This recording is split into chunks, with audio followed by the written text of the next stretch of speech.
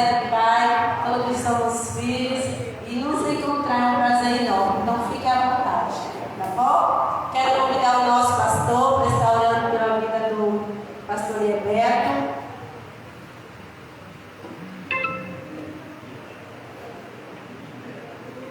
Queridos, a paz do Senhor. Amém.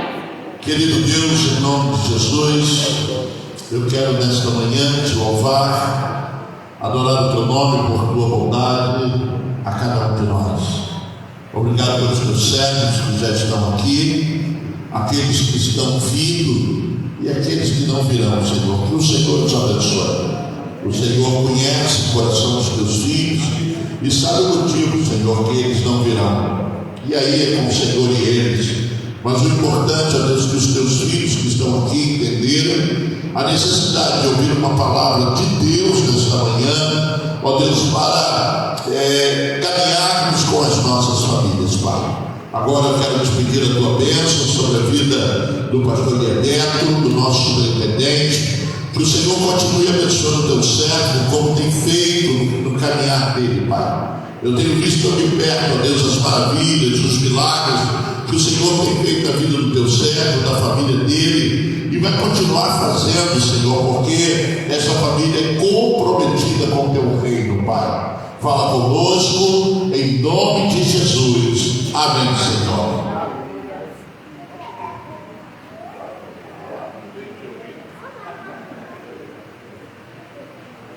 Meus irmãos, bom dia. Que a graça e a paz do nosso Senhor e Salvador Jesus Cristo esteja sobre a sua vida. Que bom nós estarmos aqui nessa manhã maravilhosa de domingo. O sol saiu aí sorrindo para a gente, né? E tem sido para a gente um privilégio estar aqui na cidade de Coração de Maria. Temos aprendido muito, né? Caminhamos bastante com o pastor Joelson, né? Visitamos ali a cidade de Serrinha, fomos a Salvador, fomos à Feira de Santana. Em Salvador nós estivemos ministrando na igreja lá com o pastor Agostinho, com o pastor Leonardo, pastor Agostinho. Depois no outro dia nós voltamos, estivemos com o pastor Leonardo, fomos à Feira de Santana, depois nós fomos à cidade de Serrinha, e ontem nós estivemos aqui participando do culto, da abertura do congresso, e assim uma bênção Deus vamos apresentando, viu? Uma bênção mesmo, só faltou o pastor participar junto, né? Faltou o pastor participar junto ali, né? Isso é dança, outros falam que é coreografia, outros falam que é encenação. Mas eu sei que foi legal, foi muito bom mesmo. E eu agradeço de coração o pastor Joelson, a irmã Ana, né? Carolzinho, o esposo, pelo prazer de estar nos recebendo ali na casa deles. Casa do pastor Joelson, que disse que passar, viu, Carol? Casa do Joelson, viu? Então, assim, ela é visita. E agradeço muito, Ana, sempre muito carinhosa, sorriso nos lábios. Vocês são abençoados. Tem um pastor, uma pastora, né, uma esposa espetacular. Eu costumo dizer que uma das características mais marcantes do pastor Joelson é o coração dele, que é maior que ele. Eu fiquei sabendo o coração dele aqui, quase parou, né? Quase parou. Olha ele aí, deixa ele. É ele ou ela? Olha aí. É um gato? É ela. É lá ele. Lá ela. É incrível que eles procuram sempre da mesma espécie, né? Você procura gatos para estar perto.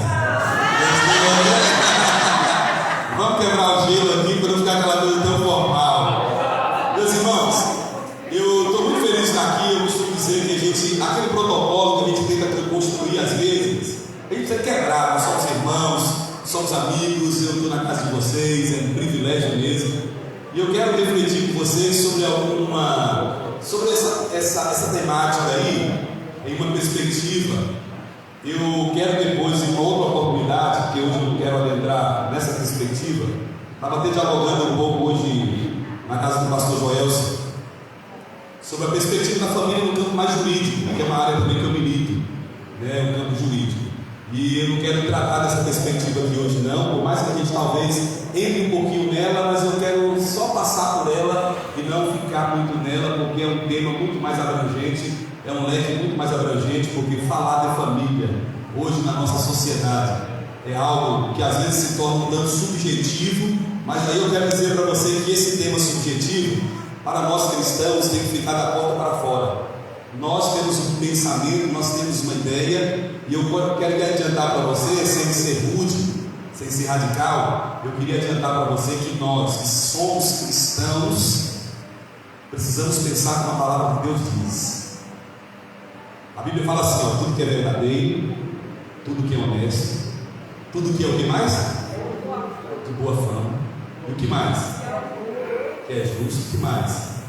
Se há nisto virtude, se há nisto louvor, que isso ocupe o vosso pensamento. Nós não podemos pensar como o mundo, porque nós estamos vivendo na pós-modernidade, uma sociedade que é chamada sociedade líquida, que os valores estão sendo dissolvidos. Vou dar só aqui um exemplo para você. Você sabia que um cidadão condenado a mais de 10 anos de prisão, que é encaminhado ao presídio, e ele vai morar em uma cela, ele está apenado a mais de 10 anos, e aí um outro cidadão que é também condenado a mais de 10 anos de prisão, que é mandado para o presídio, e divide a mesma cela que ele, e que também está apenado, eles vão passar junto no mínimo 10 anos. Para nós, do campo jurídico, ele é família. Dividem o mesmo teto, dormem no mesmo espaço, comem na mesma hora, têm o mesmo interesse. Família, núcleo familiar. Você consegue pensar você sendo um núcleo familiar com alguém que você nunca viu? Estão lá dividindo as mesmas circunstâncias. Porque para o direito brasileiro, família, para o direito brasileiro, família é o quê? São pessoas que dividem o mesmo espaço, o mesmo teto, que têm o mesmo projeto, também na mesma direção. Aqueles caras estão dividindo o mesmo projeto, os dois estão apenados. Consegue imaginar isso? Hoje nós temos família de todos os naipes. Família que os filhos são criados pelos avós. Família em que os filhos têm duas mães, que são chamadas de uma mãe e um pai. E diga-se de passagem, hoje o registro comporta. O registro civil hoje comporta o indivíduo ter duas mães, um pai, dois pais, uma mãe. Porque o conceito de família está diferenciado. Então eu não quero falar desse conceito de família na ótica do nosso Código Civil brasileiro. Eu quero falar do conceito de família na ótica da palavra de Deus. E para tanto eu quero convidar você a nós refletirmos um pouco sobre dois salmos que eu tenho eles como salmo da família. Salmo 127 e Salmo 128. Eu quero convidá-lo a estar comigo aí para nós podermos bater um papo, né? E aí eu quero que você abra, quero tentar ser o máximo expositivo. Salmo 127 e 128. Abra, deixa aberto. E eu garanto para você que, se Deus quiser, você vai almoçar hoje antes de 4 horas da tarde. Eu falei isso lá em Paracampis, os irmãos quase correu pela porta. Salmo 127, 128, nós iremos ler. Se vocês quiserem ler comigo, eu vou ler o verso, e aí alguém pode ficar à vontade para ler o seguinte aí, tá bom? Se o Senhor não edificar a casa, em vão trabalham os que a edificam. Se o Senhor não guardar a cidade, em vão vigia a sentinela. Inútil que será levantar de madrugada, repousar à tarde, comer o pão de doce, pois assim darei aos seus amados um sono. Eis que os filhos são herança do Senhor, o fruto do ventre, o seu galardão. Como flecha nas mãos do guerreiro, são os filhos nascidos na juventude. Bem-aventurado o homem que entra dele na sua amada. Não serão confundidos quando falarem, como os seus inimigos à porta. Agora o 128. Bem-aventurado aquele que teme ao Senhor e anda nos seus caminhos. o trabalho de tuas mãos comerás, feliz serás, e tudo será bem. Sua mulher será como a videira frutífera em sua casa, seus filhos serão como brotos de oliveira ao redor da sua mesa. Eis que assim será abençoado o homem que teme ao Senhor. O Senhor te abençoará desde Sião, e tu verás o bem de Jerusalém, todos os dias da sua vida. E ganhar os filhos dos filhos, que a paz sobre Israel. Amém. Glória a Deus. Glória a Deus. Nós vamos tratar aqui então sobre esses dois pilares, está falando sobre família. Por que eu estou falando sobre esses dois textos? Porque esses dois textos, eles são, primeiro, para nós desconstruirmos algumas coisas na nossa mente. Uma das primeiras coisas que a gente precisa desconstruir na nossa mente é de que a Bíblia é ultrapassada e de que nós precisamos reescrever a Bíblia. Nós estamos hoje vivendo num mar de teologia liberal, e esse mar de teologia liberal defende de que a Bíblia ela tem que ser reeditada, reconstruída, reescrita, tirando alguns textos que ferem, alguns princípios, que nós estamos tentando implantar e princípios que a gente está querendo suprimir. Isso é muito perigoso. Isso é muito perigoso. Uma das coisas que a gente precisa guardar na nossa mente, no nosso coração, que Deus ele só tem compromisso com a palavra do pastor se a palavra do pastor for a palavra de Deus. Se a palavra do pastor não for a palavra de Deus, Deus não tem compromisso com a palavra do pastor. É bom a gente lembrar disso. Porque por muito tempo nós pegamos aquela faculdade papal que a Igreja Católica vivia e nós trouxemos e implantamos dentro da igreja. Nós construímos a faculdade pastoral, que é tudo que o pastor fala se transforma em regra e nós não podemos de maneira alguma pensar diferente. Nós temos que viver ipsilíteres aquilo que foi ensinado. E aí a gente tem que estar atento para nós entendermos Atos capítulo 17. De que quando alguém chega na igreja e ministra, não importa quem quer que seja, nós temos que recorrer àquilo que as Escrituras Sagradas estão dizendo e viver de acordo com aquilo que as Escrituras Sagradas dizem para nós, para que a gente não construa teologias que não estejam vinculadas à palavra de Deus. A palavra de Deus. E aí eu tenho uma grande preocupação, porque às vezes nós somos pastoreados por muita gente. Estamos na igreja e somos pastoreados por muita gente. Nós temos o pastor Joel, que eu tenho confiança plena na teologia dele. Já ouvi pastorear outras igrejas que não é essa. Tenho confiança na sua teologia, nos seus ensinamentos, nos seus princípios, mas às vezes nós nos permitimos ser pastoreados comparado com pessoas que estão em plataformas digitais. E eu prefiro ouvir qualquer pessoa que eu conheça do que ouvir pessoas que eu não conheço. Quantas vezes uma pessoa prega na igreja e constrói uma doutrina que não é bíblica, baseada no fundamento daquilo que ele está vivendo? Fala contra o casamento, fala contra a família, fala contra tanta coisa, e às vezes nós abraçamos. E o nosso pastor que está lá cavando o poço com a gente, desenvolvendo o poço, ele fala e a gente não ouve. E às vezes ele fala e a gente acha que não é verdade. Aí vem o outro de fora fala, a gente abraça como verdade absoluta. Isso é muito preocupante. Ovelha ela tem que conhecer a voz do seu pastor. Ela tem que abraçar a voz do seu pastor. E aí a gente tem que entender isso. Só cabe para o cristão um pensamento bíblico. Saiu fora do pensamento bíblico, nós não podemos dizer que isso é pensamento cristão. Tá? Eu estou fazendo aqui uma breve introdução sobre isso. Mas por que eu peguei então o Salmo 127, 128 para falar sobre a família pós-moderna? Porque é isso, às vezes a gente pensa que a Bíblia está ultrapassada. Então eu fiz questão de lançar mão de um texto que está escrito muito tempo antes, escrito possivelmente pelo rei Salomão. E eu digo a você, 99% dos teólogos, historiadores, eles conferem a Salomão o Salmo 127, 128. Ontem foi falado sobre Salomão aqui, na pregação, um homem que teve 1000 mulheres. 1000 mulheres. E Salomão teve 1000 mulheres, aí calcule aí. Se ele teve 1000 mulheres, ele poderia estar com uma, dormir com uma a cada 3 anos. Ele dormiria com a mulher hoje, voltaria a dormir com a mesma mulher só daqui a 3 anos. Imagina isso aí. Imagina esse estilo de vida aí. Aí você fala assim. Aí você pode questionar aí, tem sempre aqueles que caminham conosco às vezes, que falam assim, mas pastor, Abraão, Isaac, Jacó, ele não teve, Abraão não teve, Davi, Isaac não, viu? Isaac foi o único homem monogâmico do Antigo Testamento, que praticou monogamia. Aí você pode dizer assim, pastor, mas Abraão, pastor, mas Salomão, pastor e Davi, nós vamos conversar sobre isso aqui hoje. Nós vamos conversar sobre monogamia. Nós vamos conversar sobre poliandria. Nós vamos conversar sobre a bigamia. E diga-se de passagem, eu vou logo garantir a você uma coisa: bigamia é crime. No Estado Democrático de Direitos brasileiro, bigamia é crime.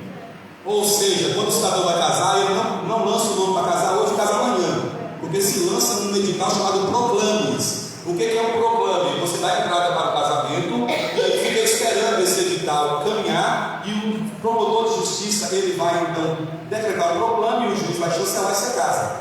Esses 90 dias é para quê? É só para ficar lá esperando o tempo passar? Não. É o tempo que se faz uma vasculha, um pente fino, para saber se esse indivíduo é casado em outro estado, em outro lugar. Se ele for casado em outro estado, em outro lugar, pelo menos presume uma tentativa de quê? De burlar alguma coisa. É crime. Bigamia é crime. E aí a gente tem que lembrar disso. Bigamia é crime. Então no Brasil não se permite, pelo menos atualmente, porque hoje nós estamos vivendo uma sociedade muito líquida, hoje é uma coisa, amanhã é outra. Bigamia no Brasil é crime, tá bom? Então não cabe um homem casar 2 vezes com uma pessoa, ou melhor, casar ao mesmo tempo hoje e amanhã de novo, tá? Eu estou falando de uma sociedade que antigamente o indivíduo, quando ele casava até o ano de 82, 83, 84, o indivíduo, quando ele se casava, ele não conseguia fazer um divórcio facilmente. O divórcio ele demoraria muito tempo, porque nós tínhamos uma outra ferramenta chamada desquite. O indivíduo primeiro ele desquitava, e depois de desquitar ele passava pelo divórcio. Você encontrava muitas pessoas nesse período, sobretudo antes da Constituição Democrática de 88, que passou por um desquite, mas não divorciava, porque ele precisava de uma chancela da igreja. Quando você procurava alguém, dizia assim: fulano casou no padre, casou no civil, já viu isso? Então ele tinha um casamento que era religioso e tinha um casamento que era civil. Então ele passava por esses 2 casamentos. Para divorciar, ele tinha que ter uma chancela da igreja. Hoje já não precisa mais disso. O divórcio, quando ele é consensual, eu vou logo abrir o leque para você aqui, porque às vezes as pessoas têm medo de falar as coisas do outro e acham que ao instruir vai instigar o desejo. Primeiro a gente dá o pano, depois a gente dá a cacetada. Então veja bem, presta atenção. Um cidadão para divorciar hoje, um divórcio consensual, que não é litigioso, ou seja, que não tem briga, ele entra e sai divorciado na mesma hora. Ele entra e sai só, entrou, foi ouvido, passou às vezes por uma audiência de conciliação, de mediação, tenta se convencer que o indivíduo não deve divorciar, espera um pouco mais, aí o indivíduo fala: não, eu quero mesmo, automaticamente está divorciado, não tem briga, não tem filho, não tem bens, não tem isso, não tem aquilo, não tem aquilo outro. Quando tem bens, também pode se decretar o divórcio, e depois faz-se o litígio dos bens. Agora eu quero entrar em um outro tema aqui, estou falando um pouquinho, assim, bem superficialmente, sobre o campo jurídico do casamento. Se o indivíduo vive amigado, amaziado, enxodosado,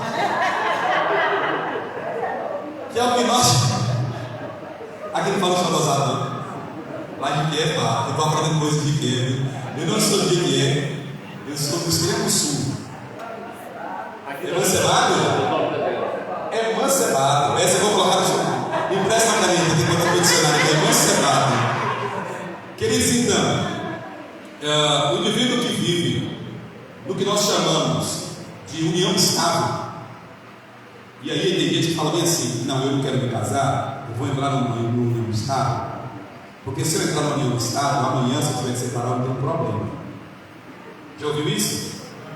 Se tem alguém pensando sobre isso aqui, eu quero te dar um conselho. Você está preso para leão no meio e não sabe. Por que você está preso para leão no meio e não sabe? Aí tem gente que fala assim: ah, pastor, eu não quero casar não, porque eu sou tão feliz, e se eu casar vai estragar meu casamento. Conversa fiada.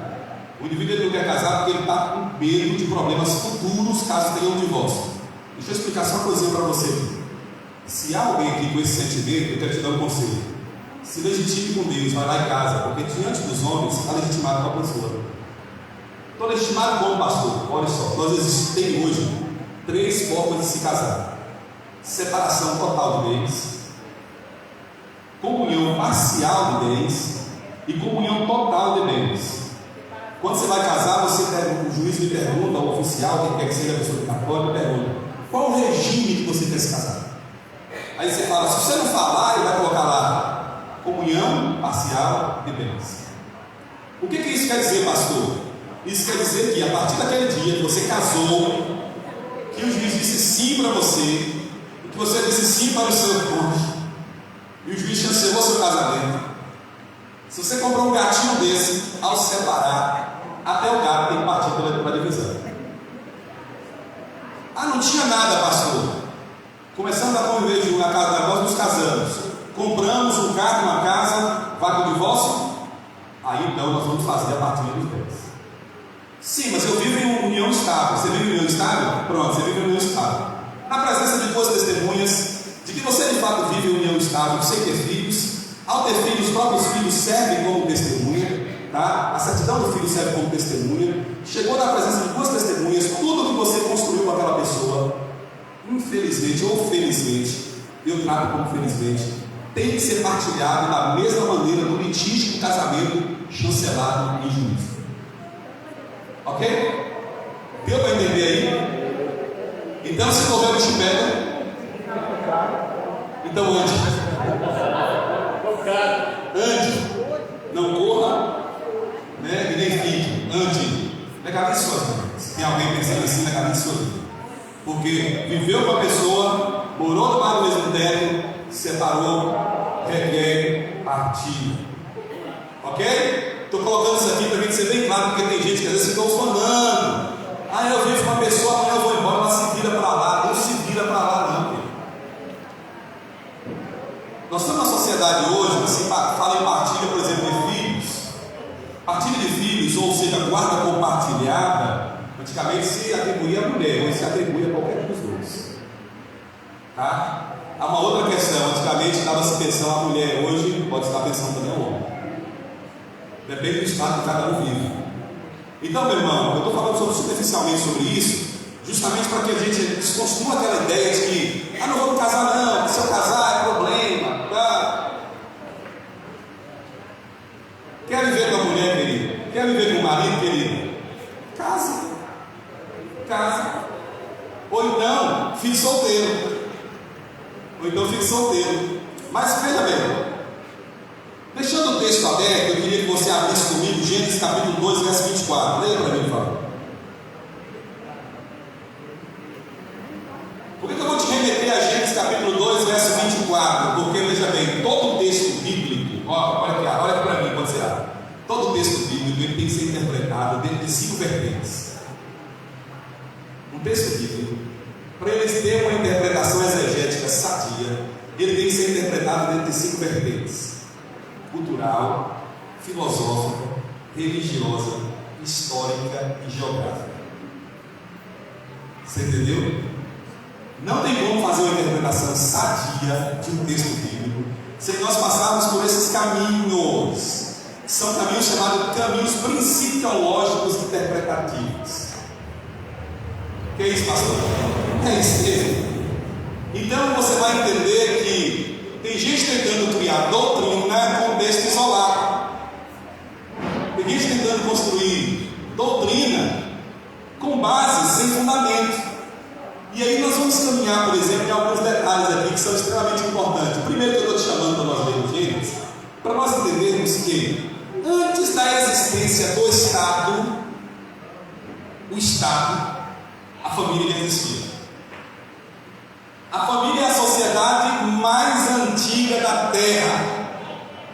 Ela está antes do Estado, ela está antes da igreja, ela está antes da sua associação, ela está antes da sua escola, ela está antes de tudo que você conhece. A primeira forma social que existiu foi a família.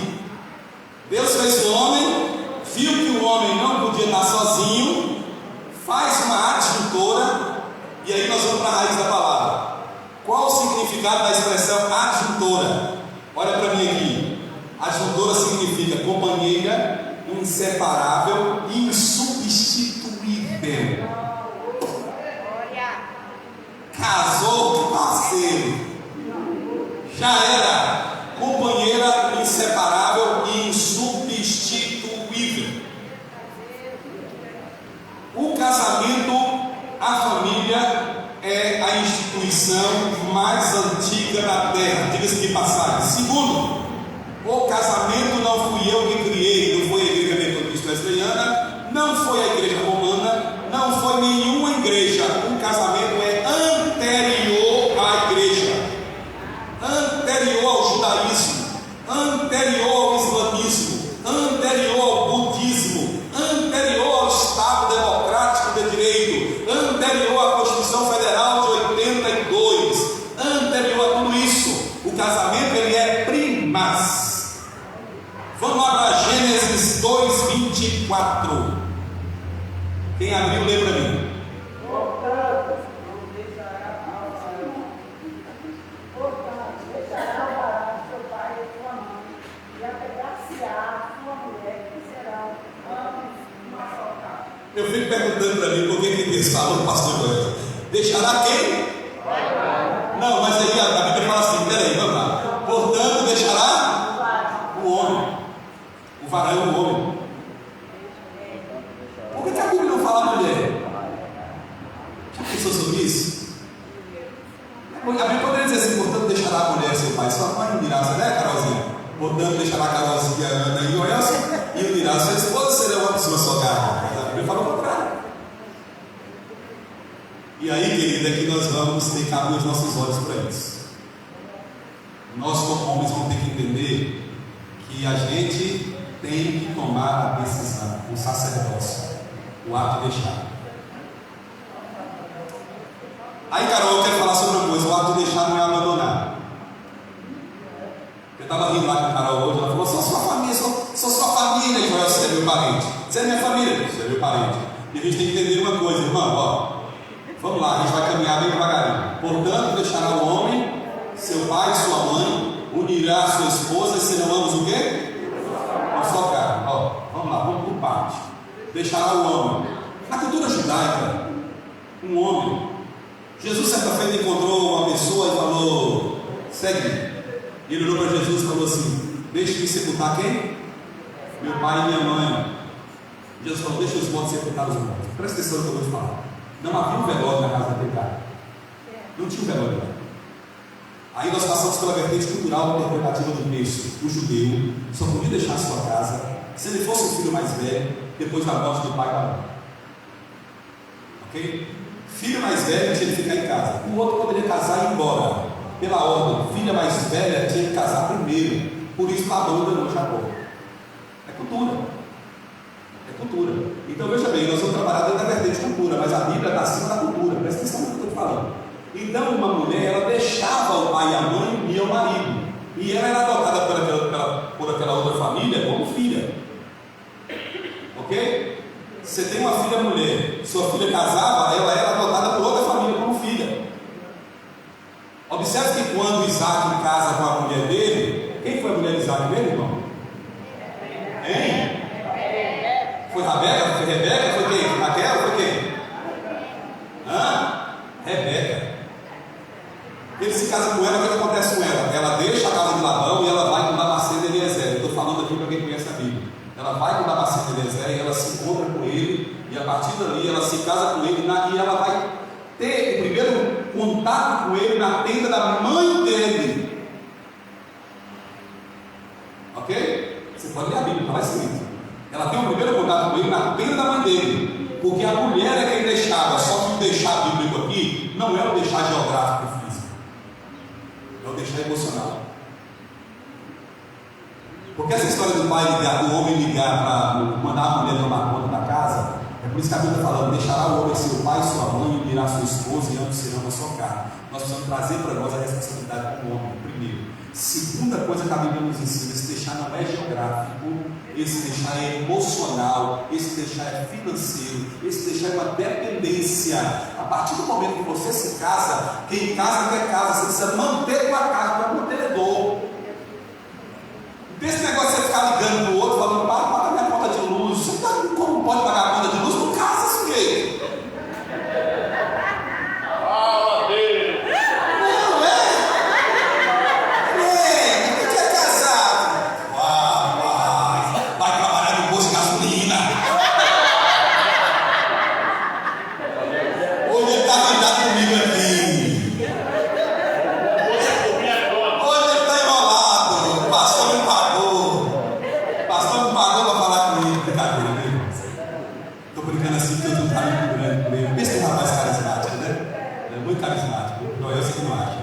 Então, aí eu tenho uma outra parte que eu quero falar para você. Toda interpretação bíblica tem que ser principiológica. Então, essa ideia de interpretar casamento na ótica de Davi, na ótica de Salomão, na ótica de Abraão, está enrolado. Porque toda interpretação tem que ser principiológica. Qual é a interpretação principiológica, então? Eu falei dos 5 pilares que se interpretam o texto bíblico. Olha a interpretação principiológica de Gênesis 2. Deixará o homem e unirá a sua esposa. A Bíblia não fala deixará os homens e unirá a sua esposa. E a Bíblia não diz deixará o homem e unirá as suas esposas. O casamento é monogâmico. É um homem e uma mulher. Partiu disso aí é anomalia. E não tem defesa principiológica bíblica. Ok? Mas o mundo lá fora pode dizer, o mundo diz o que quer, porque o mundo é mutável. Agora a gente precisa entender duas coisas. Existe uma verdade que é absoluta e uma verdade que é relativa, e nós temos que navegar nas duas. A verdade absoluta ela é bíblica, ela é principiológica, a relativa é nossa. Nós construímos verdades para nós. Quer ver um exemplo? Um dia falaram que o ovo fazia mal para a saúde. Meu Deus, não come ovo, não come, o colesterol vai nas alturas. Eu tenho 3 filhos: João, Caio e Pedro. Eu até brinco com a minha esposa. Se nós soubéssemos que eram 3 homens, nós tínhamos colocado Pedro, Tiago e João, só para a gente cantar. Pedro, Tiago e João no barquinho. Então, assim, eu tenho João, o Caio e o Pedro. Os meus 2 filhos mais velhos, a minha esposa ela é descendente italiana, ela é filha de italianos. Os meus filhos, e aí você imagina o tamanho do povo. Eu baixinho, meus filhos têm quase 2 metros de altura. Quando tiro foto, eu fico aquele não, parece que eu estou encolhendo, né? À medida que os meninos vão crescendo, eu vou encolhendo. E os meninos entraram na academia, meu amigo, vou dizer uma coisa para você. Os meninos comem igual leão. Uma cartela de ovos lá em casa é assim, ó, tá. Eu comecei a dizer, eu tô doido pra vocês casarem logo. Só pra ela. Antigamente a gente não comia muito ovo porque fazia mal à saúde. Hoje o povo come ovo igual nenhum. E não faz mal para a saúde. Antigamente café fazia mal para nós, não era? De café torna o indivíduo tem dificuldade cognitiva se tomar um café. Era isso que falavam? Fica burro, em outras palavras. Hoje em dia, café abre a memória, as pessoas tomam café para estudar, porque sabe que a cafeína é ativa. Olha como a nossa verdade é relativa, mas a verdade de Deus é absoluta. E como é que eu coloco isso na vertente interpretativa bíblica? Eu vou pegar, por exemplo, Josué orou e o sol parou, o sol movimento. Para ter uma exegese sadia, você precisa entender isso. A verdade do homem é relativa, de Deus é absoluta. Quem escreveu que Josué orou e o sol parou? Tudo dito o próprio Josué. Então você vai observar que ele escreve como ele compreendeu, sendo fiel com seus princípios, sendo fiel com o seu conhecimento, sendo fiel com os seus valores. Ele não inventou o movimento de rotação, ele não inventou o movimento de translação, porque nada disso ele sabia. Só lá no século XV que Galileu vai conhecer isso. Então ele é fiel naquilo, mas a verdade de Deus é o quê? Absoluta. Nós sabemos de uma coisa: Deus estancou o dia. Aleluia. Deus parou o dia para que ele vencesse. E aí nós, às vezes a gente fica procurando, olhando para as nuvens, tentando ver carneirinho.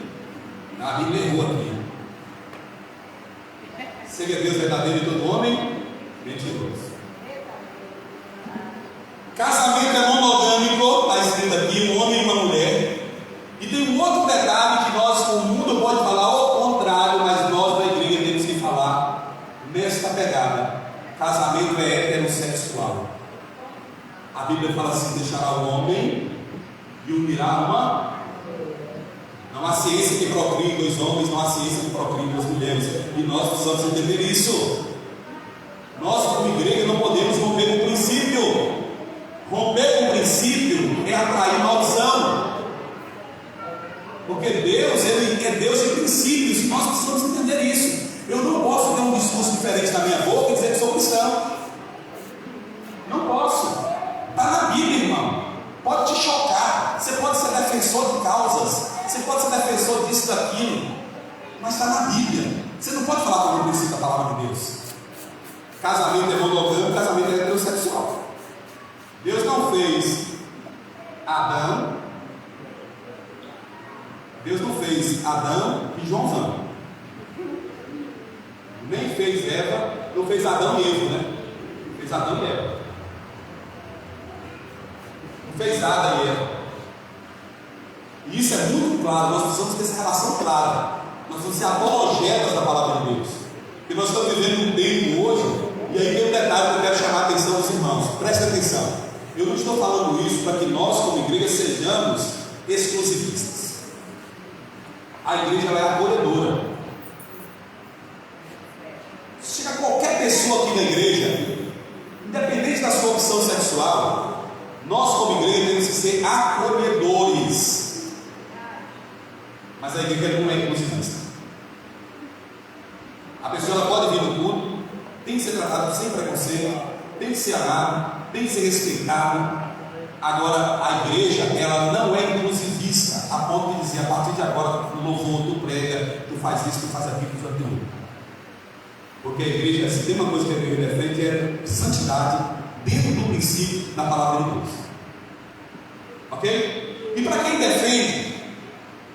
defende coisa diferente, não pode dizer que é cristão. Não pode dizer que é cristão. Infelizmente, sendo bem claro, olhando nos olhos dos irmãos, quem defende coisa diferente não é cristão.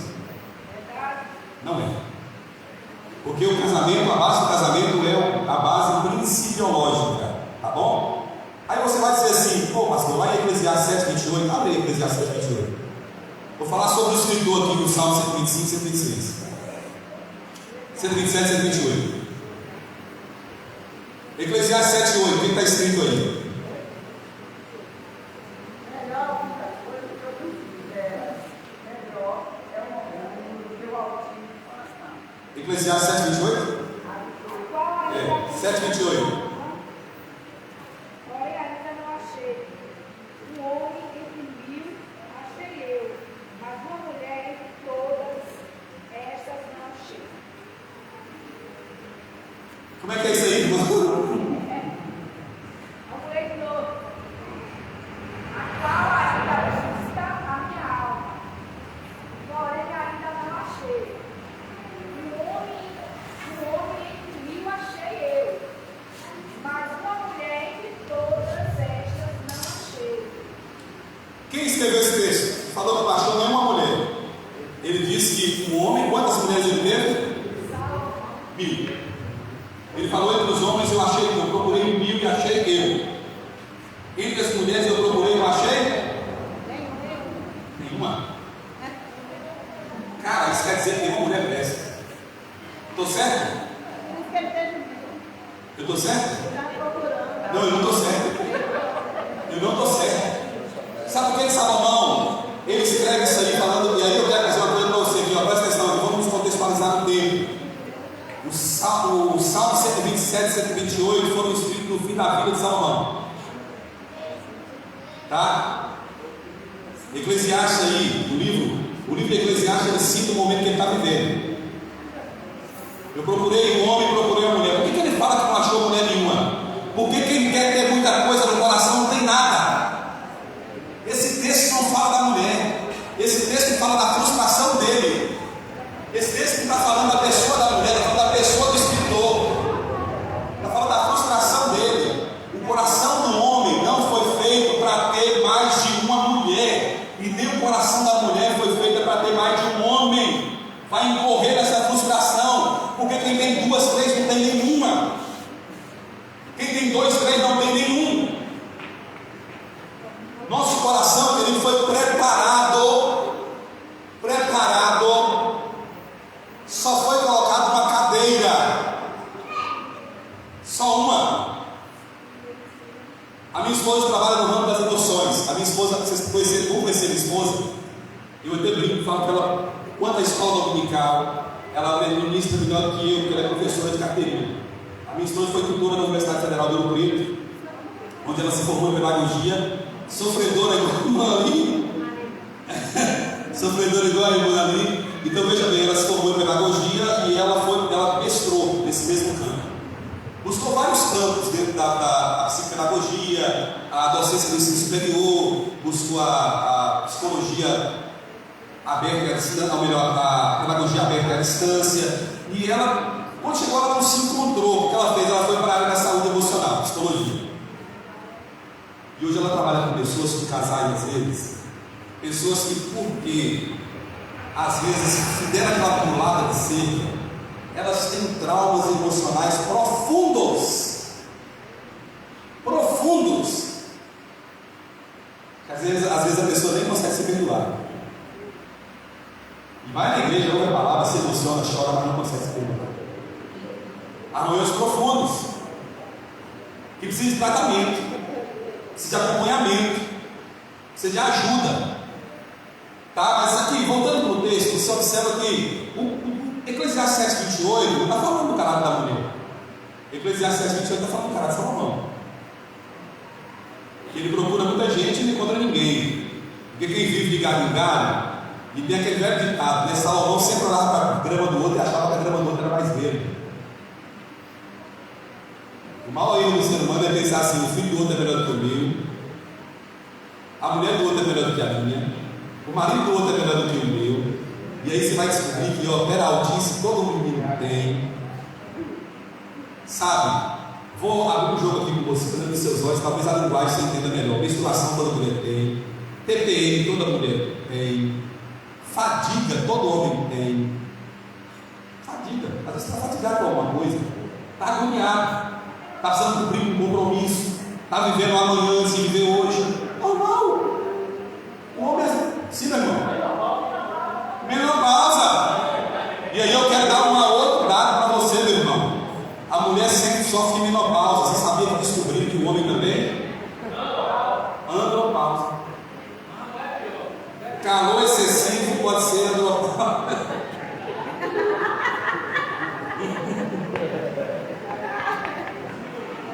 É incrível que quando a Bíblia fala, olha, e eu estou tratando sobre de maneira bem subjetiva aqui, para quem não se perca, porque eu quero depois discorrer só um pouquinho aqui, eu quero pedir só sua atenção, sua paciência comigo, que eu quero depois discorrer um pouquinho sobre o Salmo, mas eu estou falando sobre a questão mais fundamental para a gente não sair do Salmo até que foi interpretado. Presta atenção aqui. Lá em Êxodo capítulo 20, Deus quando fala diz assim: não cobiçarás a mulher do próximo. Ele não fala as mulheres. E o texto de Êxodo capítulo 20 é dado uma sociedade totalmente polígama. Era comum, era normal e era natural um homem ter mais de uma mulher. Por que isso, pastor? Vou te explicar por que isso. Porque na verdade tinha muita guerra naquele período. Os homens geralmente tinham filhos, eles queriam ter filhos homens. Os filhos homens eram guerreiros, que defendiam o seu clã. Nós não tínhamos uma sociedade como hoje. Os homens eram tribais, eram nômades. E quando viviam em sociedades, as sociedades eram algo que era escasso. Então o homem, quanto mais filhos ele tinha, mais ele se fortalecia. A mulher era uma moeda de troca. A mulher, quando o homem casava, que a mulher ia, ou melhor, o homem quando tinha uma filha, ele já pensava o seguinte: vou prometer minha filha para um cara que tem dinheiro, porque na hora que ele casar, quando minha filha casar, eu vou ganhar X camelos, X jumento. Mulher era trabalhar em camelo, jumento. Era uma forma de trazer o dinheiro de volta, ou seja, ter filho era fazer investimento. Você entendeu?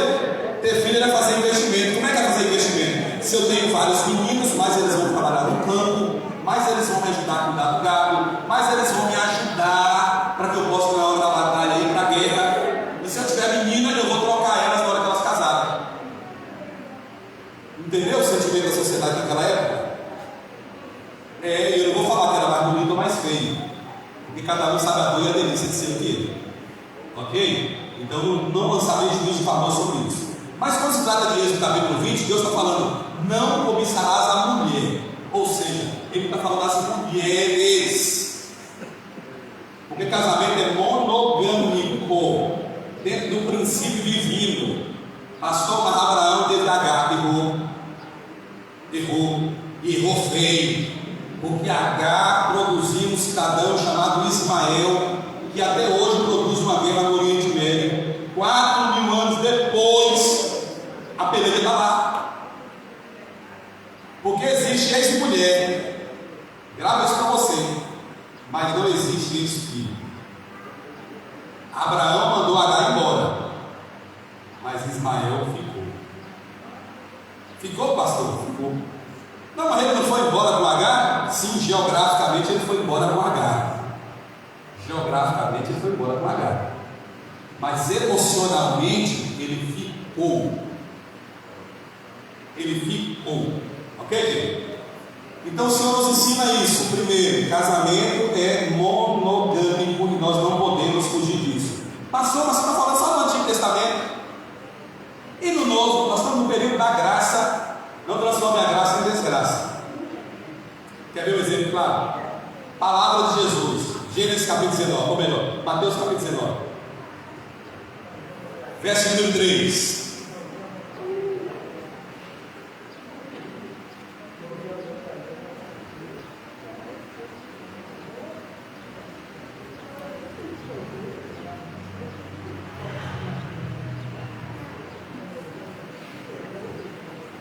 Achou aí Mateus 19, 3? Quem achou, lê aí. Então chegaram ao pé dele os fariseus, tentando e dizendo: é lícito ao homem repudiar sua mulher por qualquer motivo? É lícito? É isso? Esse cara é cômico, né? Só de orar para ele, ele sabe que ele é cômico. Mas quando ele entrou assim, como Jesus, eu falei: Jesus, está precisando fazer aqui um regime, está igual eu. Brincadeira, mesmo.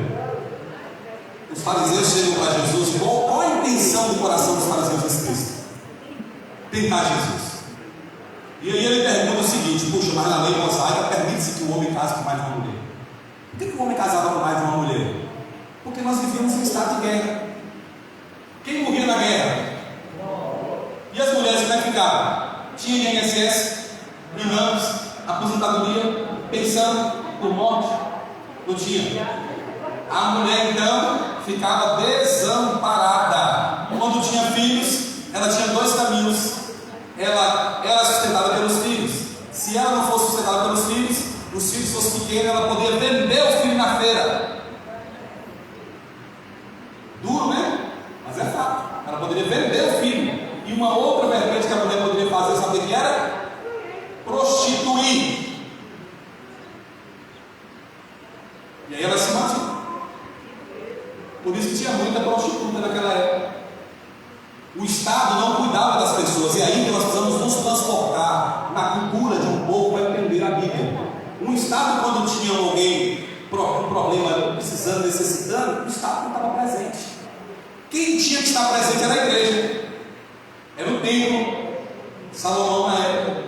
Era o templo que acolhia. É por isso que Deus fala: aquele que perverte o direito do órfão, da viúva e do necessitado, eu mesmo me vingarei dele. E agora? Palavra de Deus. Quem perverte o direito do órfão, da viúva e do necessitado, eu mesmo me vingarei dele. Isso vale para todo mundo. Vale para os filhos de Eli, que perverteu o direito. E perverteu o direito lá na Bíblia, quando você lê lá os filhos de Eli perverteram o direito, compreende-se que eles perverteram o direito do órfão, da viúva e do necessitado. Porque eles tinham que fazer juízo ao órfão, à viúva e do necessitado. Por isso os dois caíram na guerra. Por isso os dois tomaram na guerra. Porque eles perverteram o direito do órfão, da viúva e do necessitado. Então nós vamos nos transportar isso. Os fariseus vêm para Jesus agora e dizem: olha, é lícito? O jogo é, vamos fazer aqui, já que todo mundo, vamos chancelar aqui o matrimônio na perspectiva de um homem com várias mulheres. Porque, ó, deixa eu te falar uma coisinha aqui para você entender. Havia homens que casavam com mais de uma mulher e ele não tinha relação sexual com ela. Tá doido, pastor? Não estou não. Ele casava com ela, levava ela para casa, para que ninguém a dominasse, para que ninguém mexesse com ela, para que ninguém invadisse o espaço dela. Ela morava em casa e ele a sustentava. Era uma forma de ninguém mexer com aquela mulher. Porque quando eles olhavam para ela, diziam: aquela mulher de fulano, não mexa nela. Mas não era todo mundo que fazia isso. Mas Jesus responde como? Não, Davi mais ocupado. Foi assim que ele respondeu? Não. Leia para mim, irmão, essa referência, verso 4.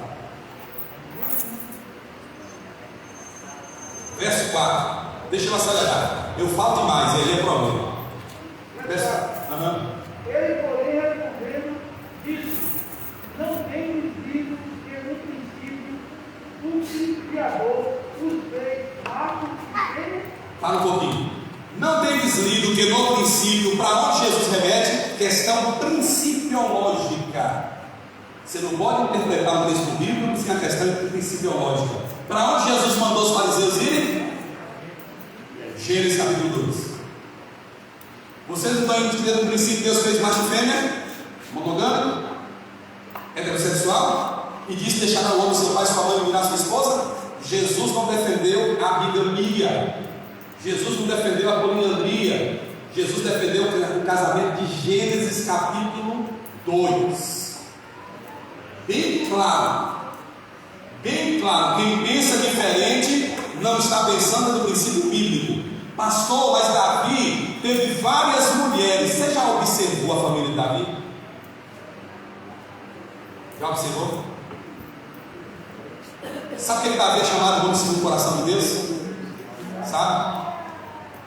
Sabe por quê? Eu queria te perguntar uma coisa aqui, dentro do princípio, dentro do prospecto bíblico, quem é mais modelo no casamento para você, Davi ou Saul? Dentro do prospecto bíblico, quem é mais modelo de casamento para você, Davi ou Saul? Saul. Só que nós entendemos algumas coisas de maneira equivocada. Quer ver um exemplo? Pagar todo mundo direito não é virtude, é obrigação. Ser honesto não é virtude, é obrigação. Empenhar a palavra, casar com a pessoa e ser honesto não é virtude, é obrigação. Só que a escassez da virtude ou a escassez da obrigação transformou em virtude. Porque a gente olha que todo mundo faz, a gente acha que é virtude não fazer.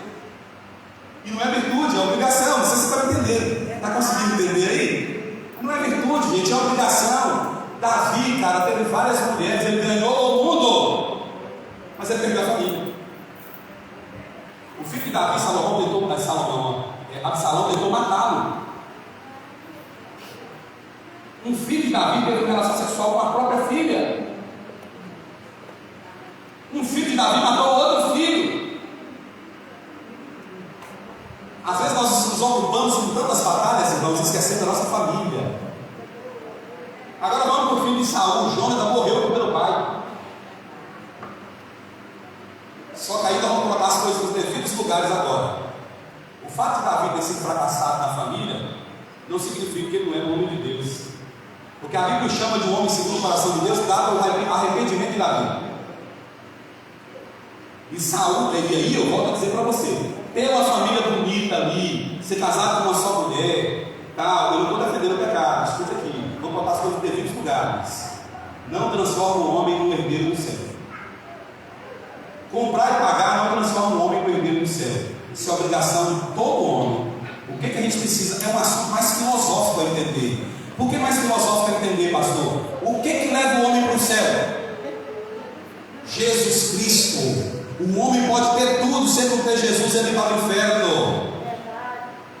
É isso que a Bíblia nos ensina. Você pode ter uma bela família, vários filhos bem formados, estão aí na sociedade, sua mulher, ele é notável, legal, bonito e tal. Mas se você não tiver Jesus Cristo, nada disso adiantará. Agora o que a Bíblia está dizendo? Você pode ter uma família atribulada, pode ter isso, pode ter aquilo, mas se você encontrar Jesus Cristo vai fazer a diferença primeiro na tua vida e consequentemente na vida da tua família. É isso que a Bíblia está falando. Saul tinha tudo, querido, mas Saul ele se perverteu direito, ele entrou no lugar que não era para ele. E além de ter entrado no lugar que não era para ele, Saul comete um outro erro gravíssimo. Saul, que aí eu quero aplicar para mim e para você na família.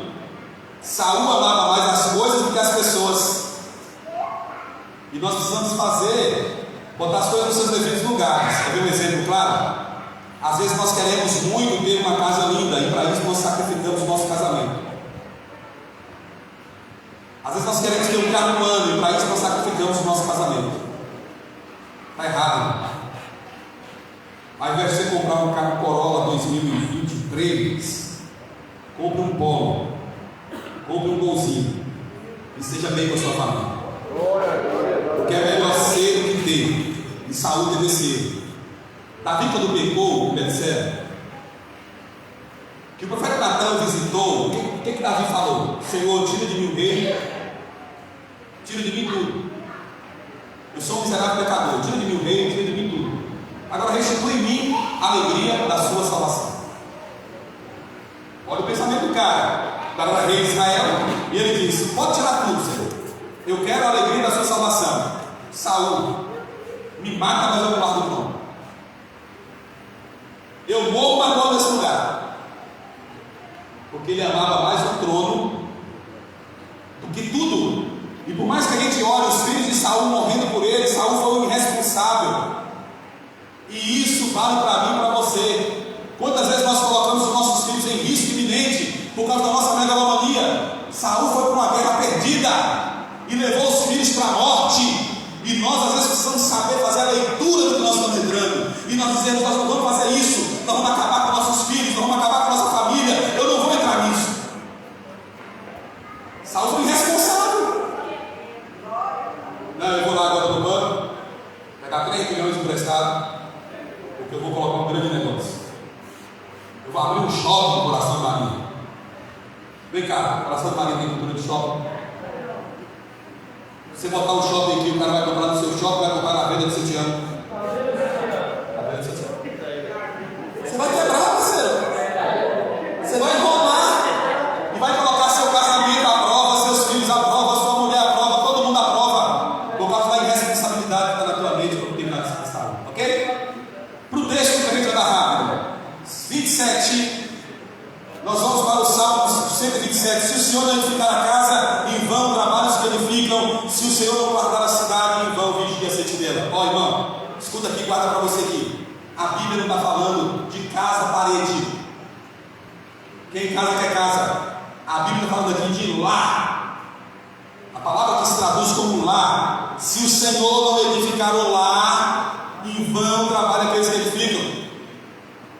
O que a Bíblia está falando? Ei, Carol, vai casar? Vai, beleza. Antes de você pensar em construir uma casa para você, pense em trazer o Senhor como base, alicerce do seu casamento. Traga o Senhor como base, como alicerce para o seu casamento. Se o Senhor não edificar a casa, pastor Jones, em vão trabalhar aqueles que edificam.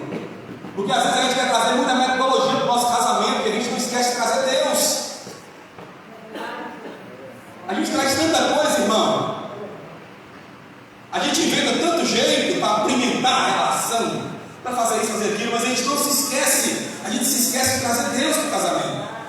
E é por isso que as coisas fracassam. E a Bíblia está dizendo aqui, ó, se o Senhor não edificar a casa, e o olhar dele aqui não é o fundamento é lá, o olhar dele é lá. Se o Senhor não edificar o lar, se o Senhor não estiver na relação, se o Senhor não for a terceira pessoa do casamento, em vão trabalhos que edificam. Muito em vão. Olha o casamento desse teológico lá do Éden. Nós tínhamos um homem, nós tínhamos uma mulher e nós tínhamos um criador. O casamento para dar certo tem que ter um homem, ter uma mulher e ter um criador. Entenderam isso? E ele continua descrevendo: se o Senhor não guardar a cidade, se o Senhor não edificar a casa, em vão trabalhos que edificam. Se o Senhor não guardar a cidade, em vão vigia a sentinela. Ele coloca uma expectativa aqui para discutir. Ele traz um olhar de uma cidade, uma cidadela, que era cercada por muros, como Jerusalém era cercada por muros. Então ele trabalha nessa perspectiva.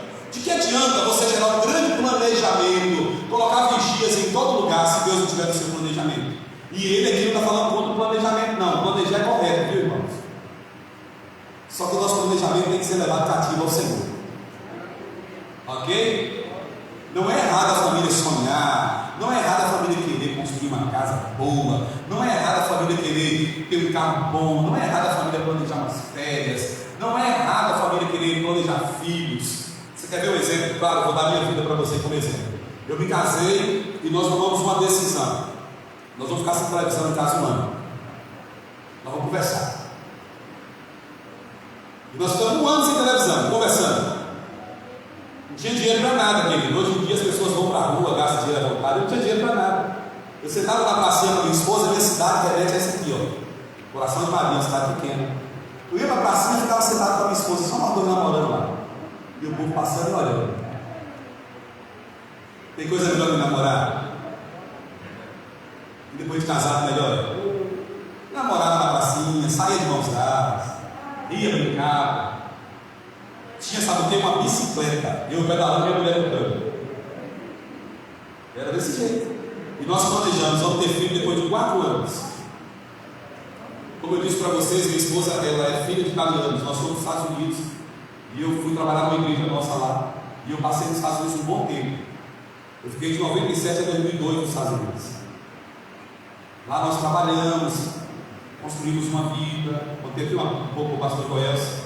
Depois voltei para trabalhar na igreja de Itaguinha, lá nos tempos da Bahia. Nós pensamos o seguinte: nós não vamos ter filho por aqui. Agora não. Vamos planejar nossos filhos. O meu primeiro filho, João, nasceu 4 anos depois de casado. Planejamento. Tem gente que casa tem filho normal. Isso quer dizer que o meu planejamento é melhor do que ninguém. Cada um sabe o que é para a vida. O meu foi 4 anos depois, porque eu tinha outros projetos para a vida. Nasceu o João. Dia 27 de outubro, nasce o João. Depois de muito tempo, nós falamos, vamos ter outro filho. Paz de vocês, 4 anos depois, o João estava com 4 anos, eu falei, olha, eu tenho outro filho. É hora de ter outro filho, vamos planejar. Planejamos a gravidez. Sabe quando nasceu o cara? 27 de outubro, 4 anos depois. Planejamento, querido, uma festa só de aniversário.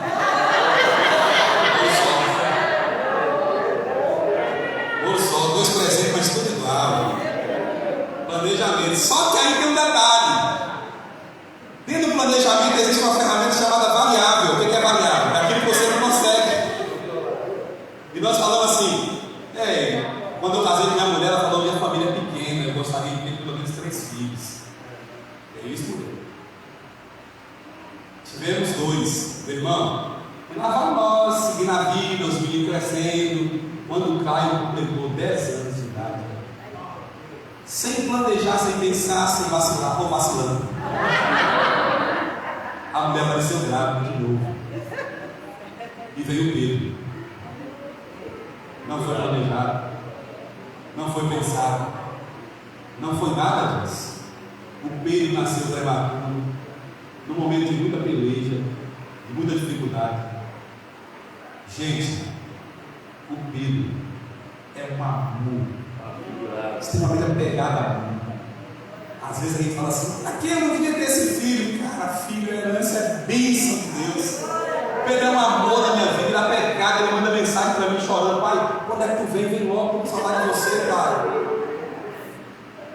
Aí tá lá. E aí tem um detalhe, eu vou falar depois sobre isso. Eu vou falar de filho aqui. Quando você tem filhos grandes e um filho pequeno dentro de casa. Talvez tenha alguém aqui que vive esse contexto. Filho de 22 anos e filho de 8. Filho de 18 e filho de 8. Quem é que manda? O de 8 manda. O de 8, muda o canal.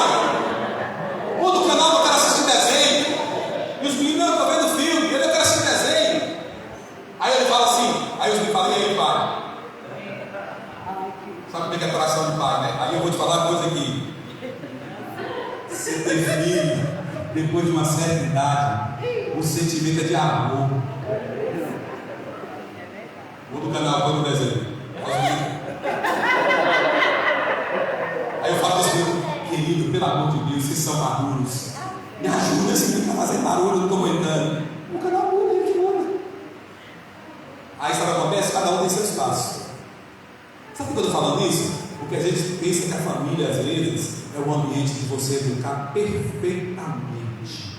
É espaço de erro também. Família é lugar de erro, às vezes de perdão, de reconciliação. Não existe família perfeita. O que existe é família trabalhando para uma vida melhor.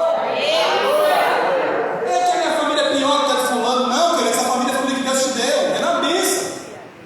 Mas aí, se o Senhor edificar a casa, em vão trabalham os que edificam. Qual a perspectiva dele aqui escrevendo o salmista?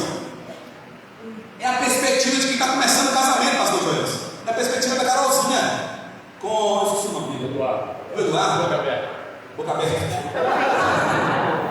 Não vou esquecer mais do Eduardo. Meu filho chama Caio Eduardo. É a perspectiva deles que estão começando o casamento. Então, o que o Senhor está dando de conselho para quem quer começar o casamento? Traga Deus para a sua família. Se o Senhor não edificar a casa, em vão trabalhos que edificam. Com quem o verso primeiro está falando? Com os noivos daqui, com os que estão casados, com os que estão namorando. Se o Senhor não edificar a casa, em vão trabalhos que edificam. Traga Deus primeiro para o seu relacionamento. E aí ele continua dizendo, inútil vos será levantar de madrugada e repousar tarde, comer o pão penosamente elogiaste. Aos seus amados ele dá enquanto dorme. O que a Bíblia está aconselhando? Você é ligeiro para você aqui. Vai anotando aí. Não adianta você casar na perspectiva de querer construir um império. Tem gente que casa, não vive o casamento, não vive a lua de mel, levanta de madrugada para trabalhar, chega tarde, não vive o relacionamento, não tem final de semana. Aí quando no final, chega 30 anos de casado, olha para a mulher e fala assim: estou casado com você? Ainda eu contigo? Eu sou infeliz. Irmão, isso acontece também dentro da igreja. Não é fora só da igreja, não. Dentro da igreja acontece. Porque nós valorizamos a cultura do ter. As pessoas chegam na igreja e às vezes sabe o que a gente faz? A gente olha para elas e vê qual carro ela tem, qual a casa que ela mora, qual a roupa que ela veste. E a Bíblia está nos censurando, ela está dizendo para nós: olha, inútil é você procurar um ter e esquecer de ser pai, ser mãe, ser marido, ser esposa. Sabe o que, mulher? Eu vou te contar uma história aqui de um homem chamado Steve Jobs. Tem um filme dele. Um homem que começou a Apple, né? A Apple, que inventou o Talk Free, que eles toquezinham no celular, assim, sobe. Steve Jobs, ele faliu. Sabe disso que ele faliu?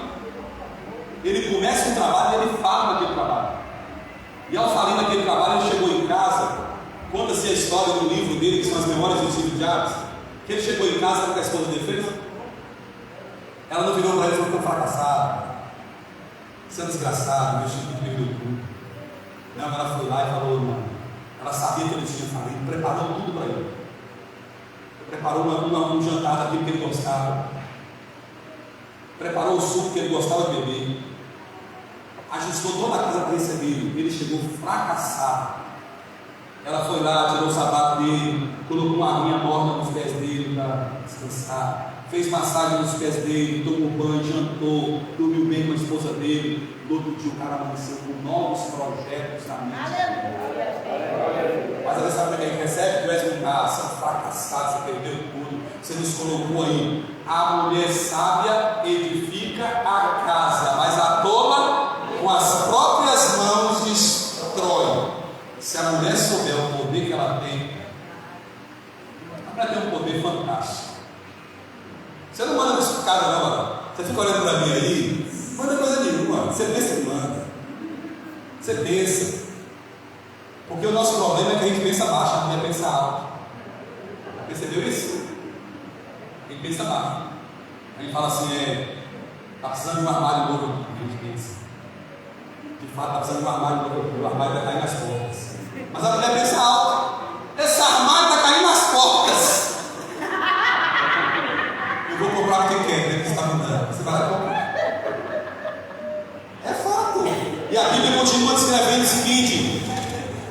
Olha só como a Bíblia vai trabalhando. A Bíblia vai dizendo o seguinte: você quer casar? Eduardo. Quer casar? Carolzinha. Casou? Beleza, traga Deus para o casamento de vocês. Vou usar ele aqui como modelo. Segunda coisa que a Bíblia está ensinando: casou, trouxe Deus para o casamento de vocês. Toma cuidado. Tem coisa que vai depender de Deus na vida de vocês, tem coisa que vai depender do planejamento seus. Não transfira tudo para Deus, a Bíblia está falando. E sabe qual é o problema da família pós-moderna cristã?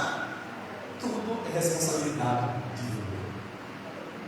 Deu errado porque Deus não quis. Foi assim porque Deus não quis. Enquanto na verdade Deus não tem nada com isso. Fomos nós que planejamos mal, organizamos mal. Fomos nós. E aí a Bíblia está dizendo: vamos lá, vamos dar certo comigo aí. A Bíblia está falando: tá bom, Carolzinha, Eduardo, casou, trouxe Deus, planejou. E agora que planejou o casamento, vem quem?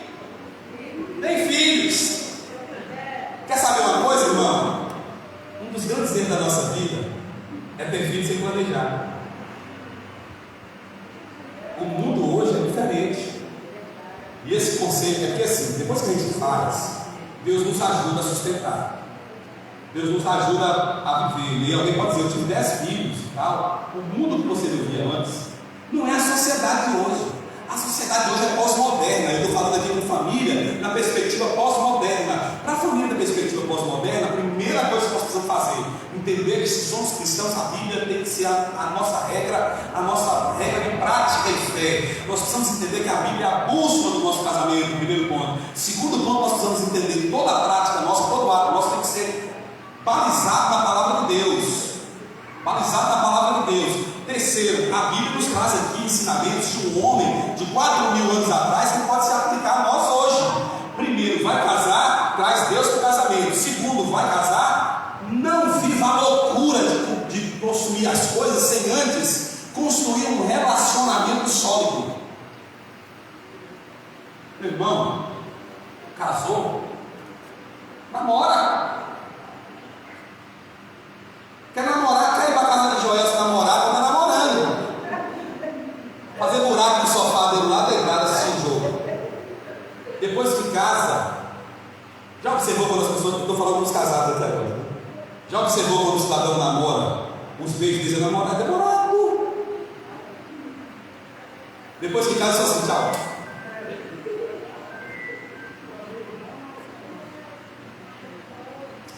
Aí a Bíblia diz o seguinte, olha, é inútil você trabalhar tarde, você lutar, você empreender todas as suas forças.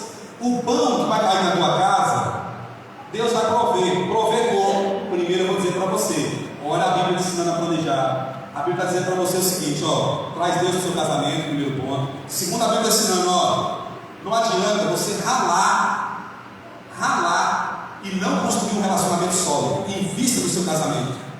Tem um ditado que eu não gosto: não desista dos seus filhos. Ih, cara, fala isso na igreja, meu ouvido dói. Porque não desista dos seus filhos é uma frase responsável.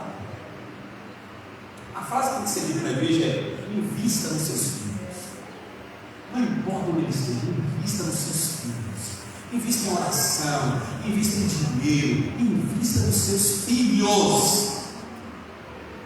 Vamos chegar lá. Eu peço a paciência de vocês que eu quero chegar lá. Vixe, meu Deus do céu. Que hora termina, por favor? Que hora terminará? É assim, é? Me perdoe, viu, irmão? É porque lá ele termina às 11. E aí eu estou aqui folgado. E aí eu esqueci de perguntar. Porque tem igreja que termina 10h30. E aí eu quero pedir perdão para vocês. Viu? Mas vamos seguir aqui. A Bíblia fala assim: olha, é inútil você abandonar o seu relacionamento, abandonar a sua vida conjugal, para poder trabalhar apenas para granjear dinheiro. O cara vai casar e diz assim: vou para o sul do Brasil largar a mulher aqui. Pô, irmão, me perdoa. Me perdoa. Vai levar a mulher. Ou então fique lá nos dois. Casou para quê, parceiro? A família pós-moderna acha que a gente pode casar e viver um nos Estados Unidos ou em Portugal. E nós chamamos isso de casamento. Isso não é casamento. A Bíblia diz: deixar o homem pai e mãe, virar sua esposa, serão ambos na sua carne. Ser uma carne aí, meu irmão, é uma junção de alma. É uma soma. Estude lá no grego, é uma soma. É uma junção de alma. Eu, quando casei, eu odiava Giló, mas amava quiabo. Hoje eu como quiabo com Giló, eu aprendi a comer Giló com a minha esposa. E há um detalhe que eu vou falar para você: opostos não se atraem, são iguais que se atraem. E a gente falou assim: os opostos se atraem. A Bíblia não é lei física, a Bíblia é a palavra de Deus. E sabe por que a gente briga tantas vezes? A gente fala porque nós somos diferentes, não, porque nós somos iguais. E tem horas que a gente não suporta nem a gente mesmo. Só quando a gente não tem coragem de brigar com a gente mesmo, briga com o outro, pensa com a gente. Mas não é verdade, irmão.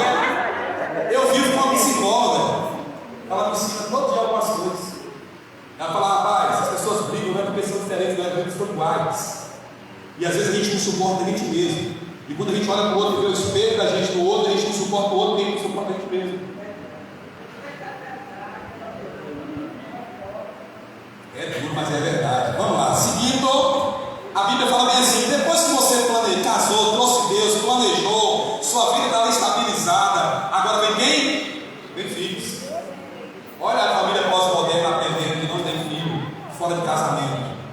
Essa é a história do cara. Eu moro com fulano. Casamento em igreja, não tem negócio de dormir na casa de namorado. Não dormir na casa de namorado, não. Isso é pecado. Tem outro nome, pecado. A Bíblia está ensinando aqui, ó. Depois que você casa, edifica a casa, soma a casa, você vai planejar sua casa, planejou sua casa, investiu em vocês dois, consolidou o relacionamento de vocês dois. Porque eu conheço muita gente que tem um carro lindo, uma casa linda e uma vida destruída. E eu conheço muita gente que está com fusquinha fumaçando, ele chega na igreja, o perfume dele é gasolina, porque Fusca é o seguinte, Fusca ele fede fumaça fora e gasolina dentro. Eu estou falando isso para experiência própria, eu tive Fusca há muito tempo. Você quando sai do Fusca, sai defumado com cheiro de gasolina. Não é verdade? O cara tem um Fusquinha, está caindo nos pedaços, a casa dele está lá, aquela casinha pequenininha, humilde, mas ele é felicíssimo. Eu falo para vocês que eu tenho um amigo que é muito rico e ele não encontrou Jesus ainda. Um dia ele estava com depressão profunda e a mulher dele estava com medo dele tentar o suicídio. Eu fui para a casa dele, rodei 300 quilômetros, sentei na sacada da casa dele com ele e nós começamos a conversar, pastor Joel, e ele falando: meu Deus, minha vida não tem sentido, eu tenho isso, mas eu estou com uma vida arrasada, perdeu sentido, eu não queria viver mais. E eu pensando, o cara tem uma L200 zero, uma mansão, uma fazenda lotada de gado. A mulher tem um outro carro de luxo, trabalha numa agência bancária como gerente. O cara é proprietário de diversas fazendas. Os filhos do cara, a menina terminando medicina, o menino terminando medicina e ele pensando em morrer.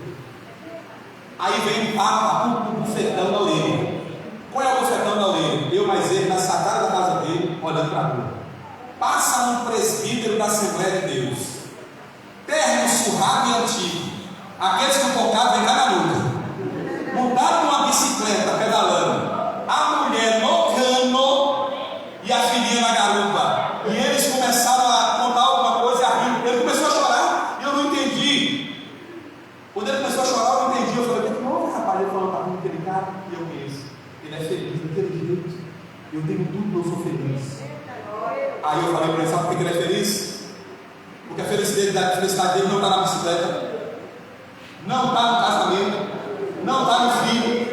Antes de encontrar o casamento, antes de encontrar o filho, de encontrar a bicicleta, ele encontrou Jesus, cara. Pode você esse?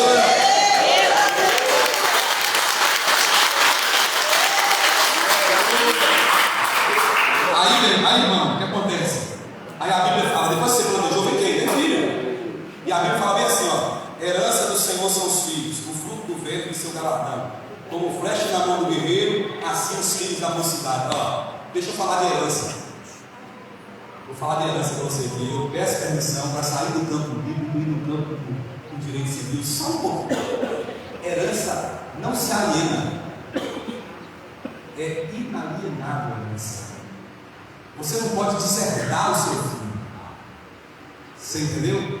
Se você pegar todo o seu patrimônio, tem raiva do filho, vou pegar o patrimônio todo e vou doar para o pastor Joelson, que é o amor da minha vida. Deixou para Joelson um trator financiado de 50 prestações, só pagou. Aí deixou.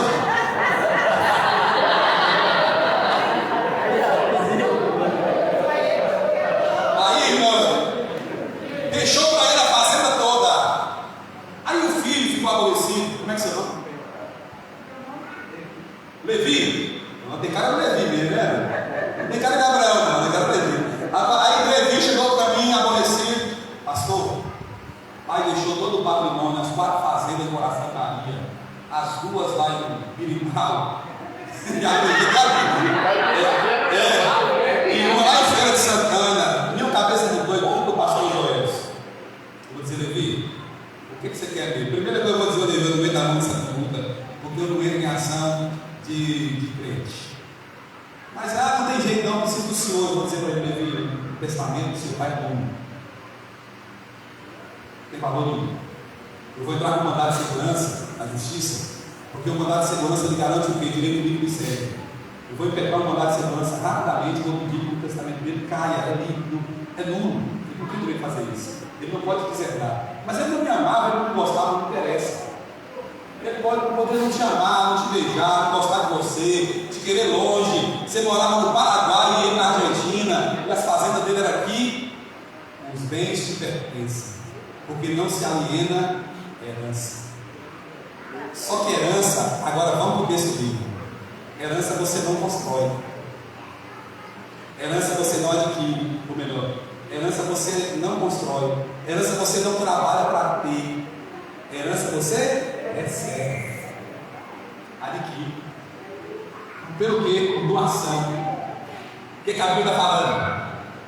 Seus filhos não são seus, eles são herança do Senhor, ou seja, não são seus. Toma, cuida, dá-me, é meu. Aí isso se aplica para o filho que está fora da casa e que a mãe tem que entender que tem que orar, porque os filhos dela, por mais que ela chore, os filhos não são dela, são do Senhor. E aí eu tenho que orar dizendo: Deus, se eu me deu meus filhos, o mundo está tentando tomar, dá-me de volta, Senhor.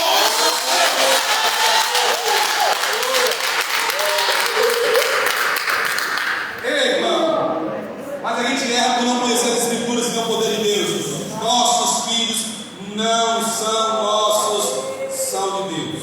A Bíblia fala: a herança do Senhor são os filhos. Eu tive que ir lá no Código Civil para te mostrar que herança não é sua. Herança é de quem deixou para você. Deus. Deus deu os filhos para você, fruto do ventre, menino gerado. É galardão. Galardão é presente. Galardão é presente. E a Bíblia continua: como flecha na mão do guerreiro, sendo seus filhos da mocidade. Aí quando eu olhei isso, pensei na Bíblia. Porque ter filho depois dos 40 é ter sentimento de avô. Filho da mocidade é filho novo.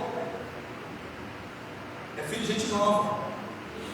Filho da mocidade é como flecha na mão do guerreiro. Aí, querido, vamos falar uma coisa com você. Feliz é o homem que enche dele a sua aljava. Onde é que se carrega a aljava? Conhece o guerreiro? Estou falando de um guerreiro aqui. Conhece o guerreiro? O guerreiro usa uma aljava para aquele lugar onde se coloca, nesse ambiente onde se coloca a flecha. A aljava cabia, ó, 3 flechas. 3 flechas na aljava. Se você colocasse mais de 3 flechas na aljava, você teria um problema. Na hora de sacar a flecha, você tirava as outras coisas. Então, o guerreiro, além de carregar 3 flechas, tinha um escudeiro e carregava o restante dele. Então, o guerreiro vinha com o seu escudeiro. Na hora que ele entesoura o arco, é ele na frente. Na hora que ele retira o arco, é o escudeiro na frente. Escudeiro na frente, aljava do escudeiro. Ele na frente, aljava dele. Feliz é o homem que enche dele as suas aljavas. Aplicar para a sociedade pós-moderna, 3 filhos, irmão, é o ideal. Mas não é a regra. Você pode ter 1, 10, 15, 20, depende da sua condição financeira.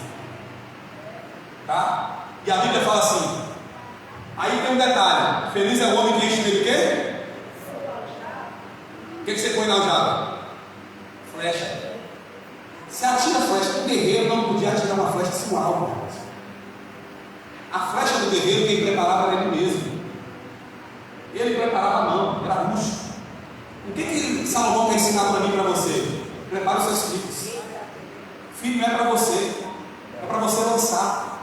Vai chegar uma hora que você vai lançar seu filho, mas não lança ele a qualquer lugar. Lança um alvo correto. Lança o seu filho, ó. Busca um alvo correto, lança o seu filho. Filho não é para viver na sua casa o tempo todo. Você vai lançar ele um dia para o mundo. E aí a Bíblia fala bem assim, ó. A Bíblia ensina outra coisa para nós. Aonde você carrega a aljava? Filho criado, tem um ditado que diz trabalho dobrado. Sabe por quê, irmão? Deixa eu explicar para você porque esse ditado existe. Primeiro o filho nasce aqui, depois ele é gerado aqui, depois ele caminha aqui, e depois ele caminha aqui a vida toda, e depois ele fica. Você nunca vai desprender de filho. E o pior é que depois vem mulher, filho, vem neto, vem tudo. Você vai chorar, vai pedir a Deus, vai orar por ele, porque ele nunca se desprende de filho. O que a Bíblia fala? O filho é para a gente carregar nas costas. Não tem como gerar e jogar no mundo, não. Ele tem que criar o filho. A Bíblia ensinando: ó, feliz é o homem que enche dele as suas aljavas. Não será de forma alguma. Onde é que eu estou aí? Feliz o homem dele que enche dele a sua aljava, não será envergonhado quando pleitear com os inimigos na porta. O que o Salmo 127 falou? Formação de família. Traduzindo para você: vou casar, Deus primeiro. Depois que eu trouxe Deus, eu faço o seguinte: eu vou lá, me organizo e planejo a minha família. Depois que eu planejo a minha família, que eu fico lá, que eu vivo com a minha esposa bem filho. E depois que vem filho, eu preparo os filhos para lançar no momento exato, no alvo certo. Família pós-moderna, está ensinando para nós como nos comportar na formação da nossa família. E agora, pastor, o 128 está falando de quê? Dessa flecha que foi lançada, desse filho, desse casal. Dá para você entender? O Salmo 128 é uma sequência do 127. É um texto único. Ele falou de uma família que está aqui, o cara aceitou Jesus, a mulher aceitou Jesus, chegou na igreja, planejou, casou, trouxe Deus, planejou, teve filho, e agora preparou o filho, lançou a flecha. E o 128 é o quê? É o salmo da flecha que foi. É o salmo da flecha que foi lançada, presidente. O 128 está falando do menino que foi. Olha como é que o 128 começa agora. Bem-aventurado aquele que teme ao Senhor e anda nos seus caminhos. A flecha foi lançada, não foi? Bem-aventurada a flecha que foi lançada, que teme ao Senhor e que é lançada nos caminhos do Senhor. Nós precisamos entender que nós temos que preparar filhos para andar na presença de Deus, caminhar na presença do Senhor. Está falando desse cara agora, da flecha lançada. E ele continua dizendo: olha, ele teme ao Senhor, porque tem gente que fala assim: eu temo a Deus, mas eu não quero saber de igreja. Escuta uma coisa, irmão. Não tem como nós consolidarmos com a vida espiritual fora da igreja. A igreja é corpo de Cristo, parceiro. Essa ideia de igreja é lugar de comunhão, parceiro. Essa ideia de que eu estou fora da igreja, mas eu sou salvo. Para com isso, irmão. Ah, não, porque eu não vejo gente na igreja que é correta, eu não vejo a igreja, não me inspira. Filho, faça uma análise de você. O problema não é a igreja, o problema é você. Porque toda a sociedade, ela tem suas dificuldades. Família tem, igreja tem, sindicato tem, todo lugar tem, irmão. Igreja não é diferente, é um grupo de pessoas. Só tem um detalhe que a gente precisa entender. Diferente da sociedade lá fora, a igreja tem uma cabeça pensante. E essa cabeça pensante é Cristo. E se nós convergirmos o nosso desejo, a nossa vontade aos pés de Cristo, nós vamos viver bem com todo mundo. O indivíduo, quando ele não quer ficar na igreja, quando ele não quer viver na igreja, sabe o que acontece? Ele tem problema emocional às vezes, irmão. Ele se acha bom demais para não estar na igreja. Certa feita eu na igreja de Itaim, terminei a escola de toda dominical, estava indo para casa, eu encontrei um irmão chamado João. Você não sabe quem é, porque tem muito João no mundo. Aqui tem algum João? Tem não, lá na igreja de Jiqué tem uns 200 João. Jiqué, todo mundo é um nome, é João. João Pedro, João Carlos, todo mundo é João. Mas brincando aqui, irmãos, eu encontro esse irmão na praça. Eu disse: João, você não foi na EBD? Ele disse: não vou mais. É mesmo, não vou mais para a igreja não. Que houve, João? Meu pastor, eu estou super decepcionado com a igreja. Eu disse: por quê, João? O que aconteceu com a igreja? Ele disse: olha, eu estava indo para a igreja agora pela manhã. Cheguei aqui nessa praça, na praça estou aqui. Cheguei aqui nessa praça, eu encontrei aquela mulher. Eu encontrei uma mulher, a mulher estava lá. Eu encontrei uma mulher. E essa mulher, ela estava lá com 5 filhos pedindo esmola. E eu pensei assim: puxa vida, é uma igreja, todo mundo lá cantando louvor, celebrando, abraçando um ao outro, e falando para servir a Deus. E eu encontro na praça aqui agora uma mulher com 5 filhos, passando fome, pedindo comida. Eu falei: é mesmo? Eu falei: é, pastor. E outra coisa, eu fiquei pensando: o que a gente está passando dentro da igreja, quem está aqui fora trabalhando, ajudando essa pessoa? Eu falei para ele: esse é o erro grave do evangelho social. O evangelho social acha que vai trazer as pessoas para cá com pão. Lembre-se de uma coisa, João: Jesus multiplicou pão e peixe 2 vezes, mas na segunda vez ele trouxe um discurso. E o discurso dele é: quem não comer da minha carne e beber do meu sangue não tem parte comigo. Sabe o que aconteceu? As pessoas foram embora, porque as pessoas querem pão e comida na igreja, mas às vezes não querem o evangelho de Cristo. E eu vou te falar uma outra coisa: o que você fez por ela? O dia que você entender que você é pé de mão de Deus, mão de Deus e boca de Deus na terra, as pessoas que entrarem na sua vida, você vai entender que Deus colocou elas na sua vida para que você faça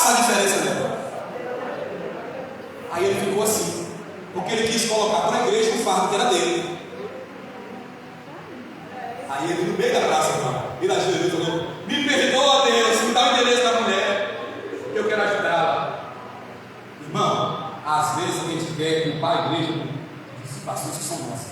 Quer ver um exemplo? Vou abrir uma aspa aqui para poder falar. Não gosto do louvor. Eu não gosto do irmão que toca violão. Aquele irmão toca mal demais. Eu não gosto do contrabaixista. Vem cá, e por que você não vai estudar música? Não aprende a tocar melhor. Não entra no ministério do louvor. Porque é fácil falar, difícil é ir lá e se entregar para alguma coisa. Eu não gosto do irmão que dá estudo. Vai estudar para dar estudo melhor que ele. Ah, mas na igreja tem um ventilador que não está bom. Conserta! Se Deus mostrou para você consertar, peça um pastor. Pastor, vamos consertar aquele ventilador. Pega uma ferramenta, tira, conserta, leva para consertar. Põe no lugar. É assim que cristão faz.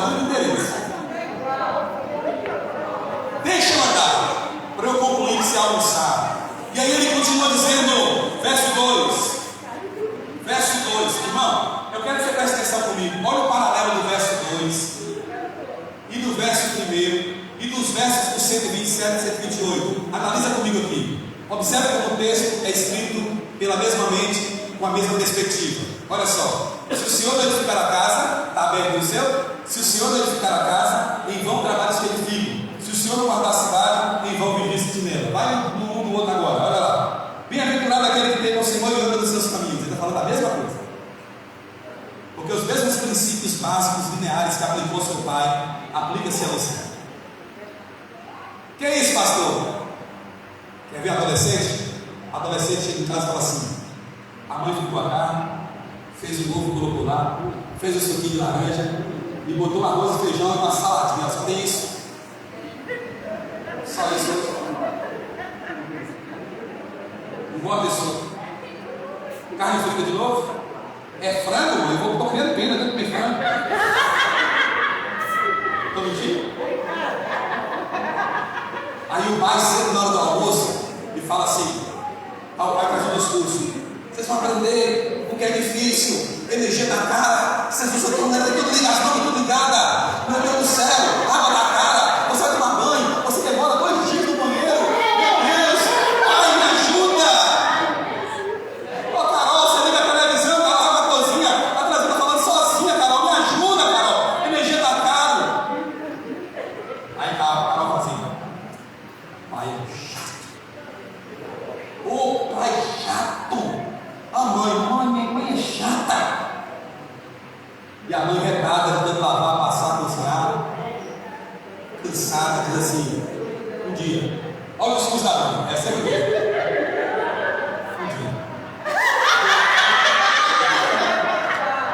Vocês vão acordar e não vão me encontrar mais nessa casa.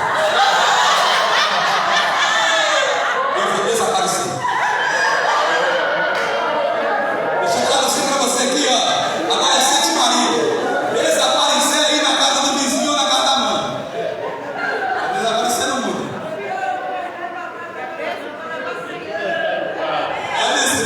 Se tranca no quarto, é desaparecer.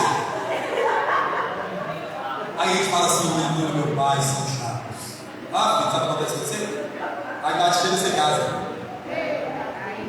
Aí você está lá na sua casa. Vem seus filhos. Aí sabe o que acontece com você? Você se pega com o mesmo discurso.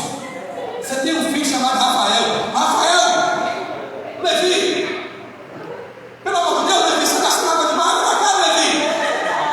Aí você senta na mesa e fala assim: meu pai falava isso comigo. É a mesma coisa. Sabe o que eu falo com meus filhos? De João, eu estou doido de você casar logo. Falei na igreja que eu ia pregando. Eu falei: eu estou doido para o João casar logo. Eu quero que ele more em outra cidade. Eu quero que ele passe um concurso em outra cidade. Porque ele estando lá em outra cidade, para vocês terem noção, meu filho João, ele acabou fazendo odonto. Aí ele não se identificou com o curso, já quase terminando o 2º ano. Ele falou: pai, não é minha área. Eu disse: sai enquanto é tempo. Isso é novo. Ele passou para Sistema de Informação e Robótica. E ele tem um projeto hoje numa das maiores universidades do mundo, lá nos Estados Unidos. Ele está em Harvard, nos Estados Unidos, fazendo hoje um grande projeto. Então ele é muito inteligente, ele é excelente em matemática. Eu falei: estou doido de ser casado. Doido. Trabalha numa empresa de holding. Eu falei: estou doido de ser casado. Porque eu quero ir para sua casa. Meu amigo, eu quero ir para sua casa, eu quero abrir o chuveiro. Eu quero cantar as músicas de Diante do Trono, tudo. Sabe aquela música de Diante do Trono que ficava 2 horas? Me ama, me ama, e água. Quando você entrar no meu banheiro, no seu banheiro, você vai ver água escorrendo pelas paredes. Eu estou doido para sentar na sua mesa e falar assim: só isso. Franco de novo? Não é possível. Eu estou doido para entrar no seu banheiro, escovar os dentes, botar o creme dental. Eu não sei como é que é aquilo, que arte é aquela. É que ele consegue fazer assim. Ele chapisca o espelho inteiro de creme dental. E a banheira faz a mesma coisa. Meu Deus do céu! Você faz xixi rodando, né?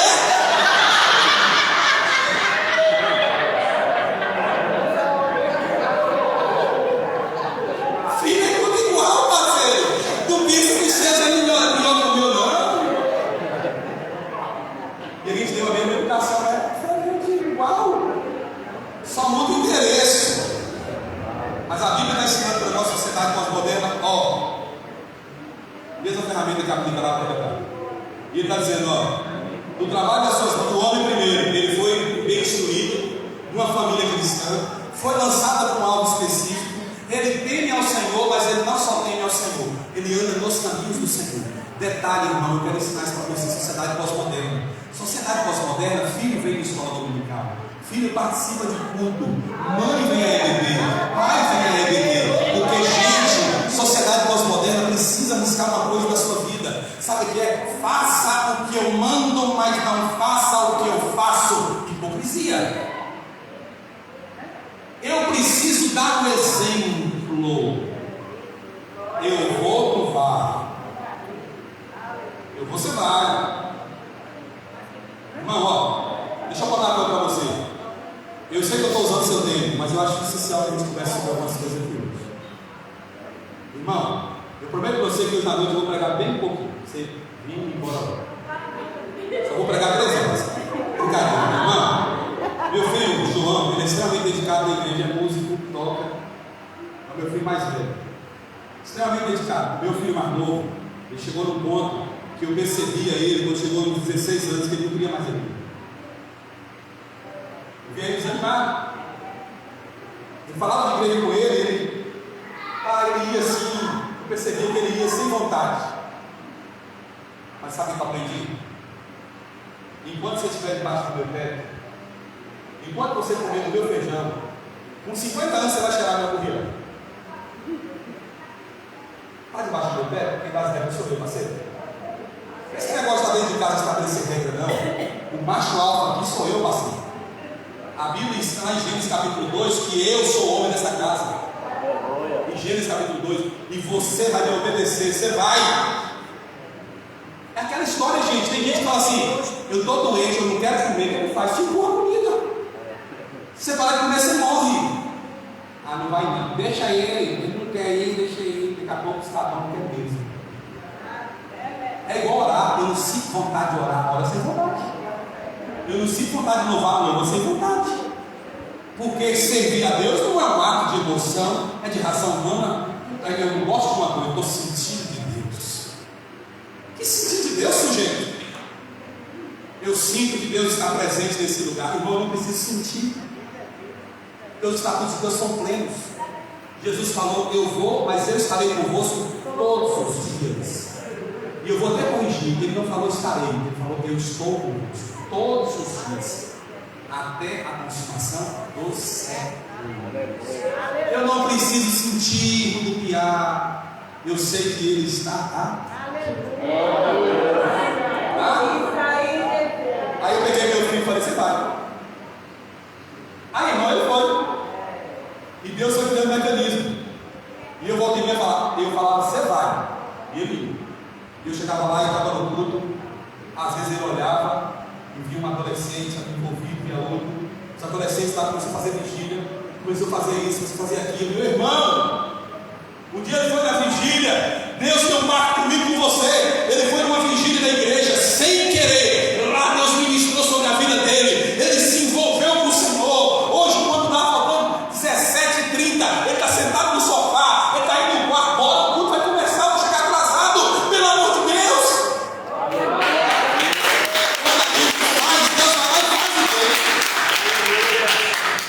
Esse cara aqui aprendeu a andar nos caminhos do Senhor. Aí ele vai lá, ele entende que ele não adianta só temer, ele tem que andar.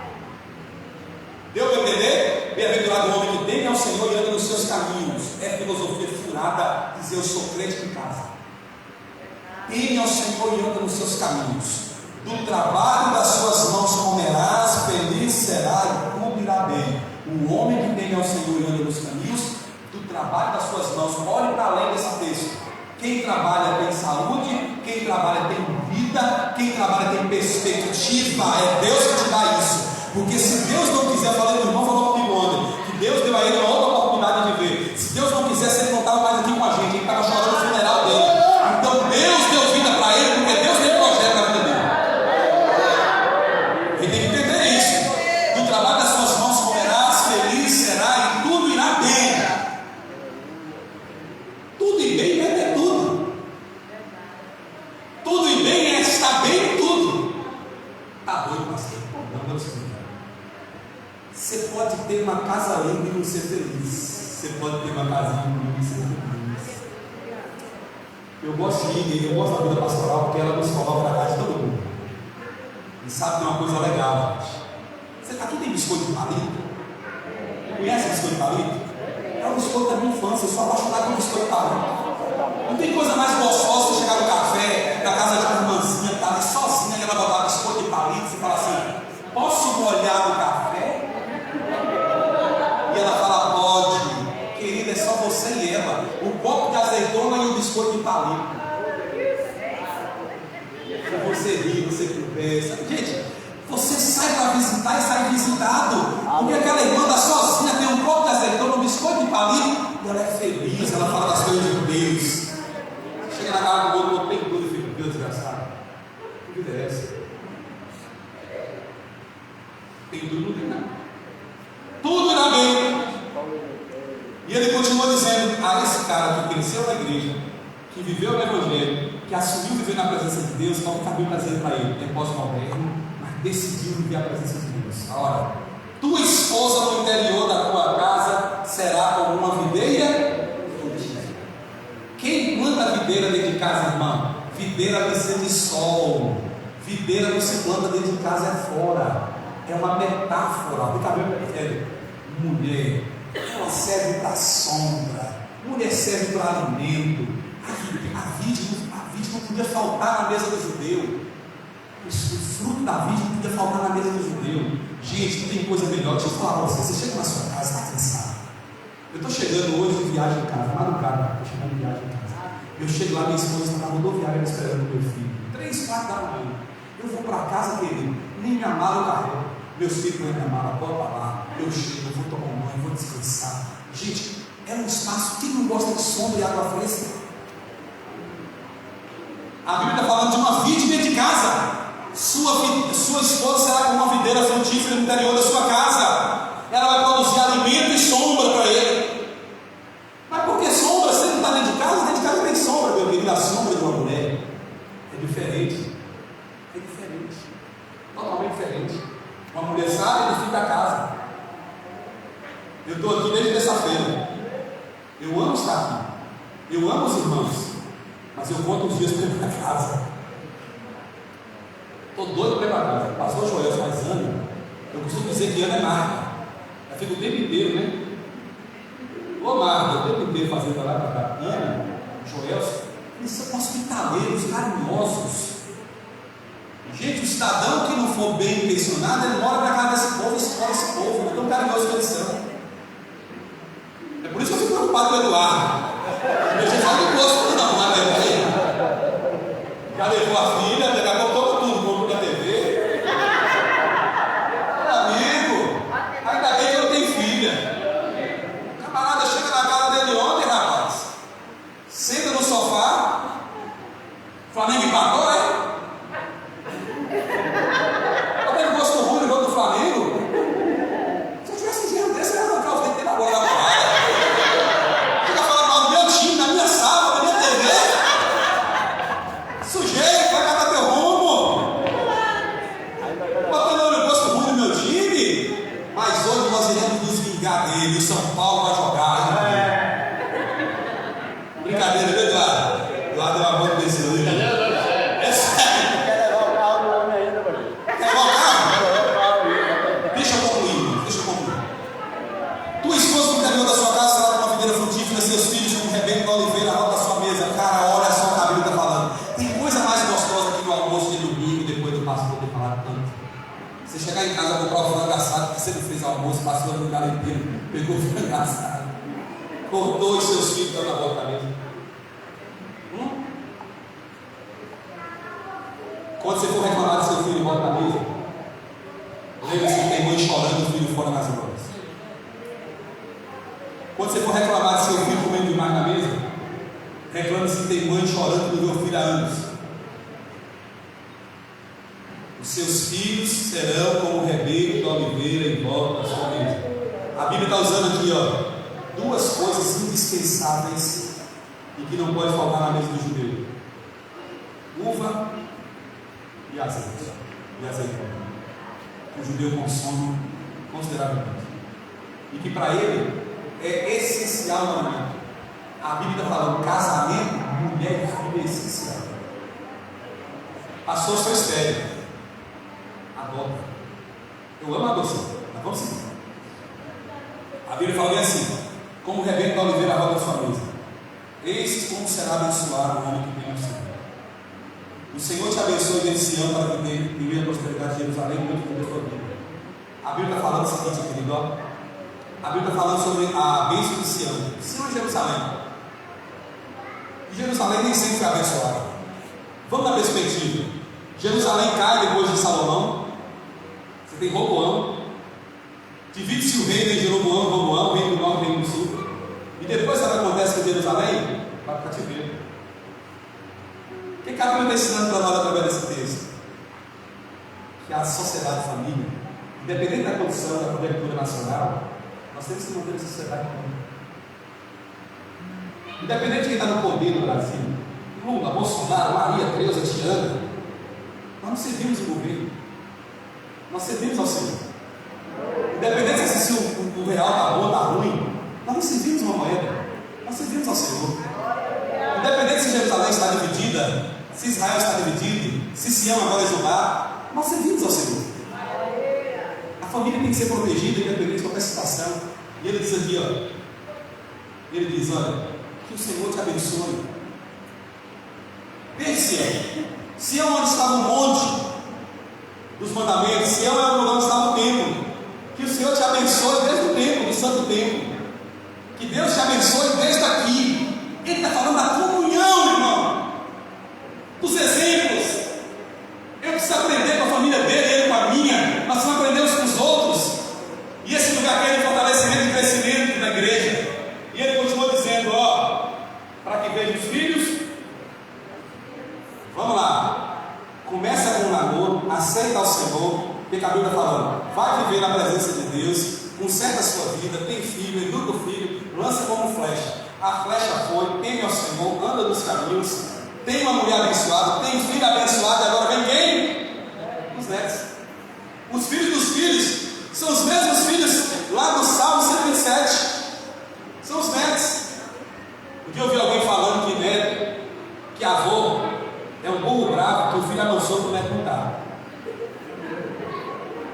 E eu até concordo, viu? Por quê? Porque tem horas que eu vejo meu pai um exemplo. Meu pai era burro uma vez. Mas gente, não pode, menino. Um dia meus filhos chegam lá e vem cá dar um beijinho do vovô.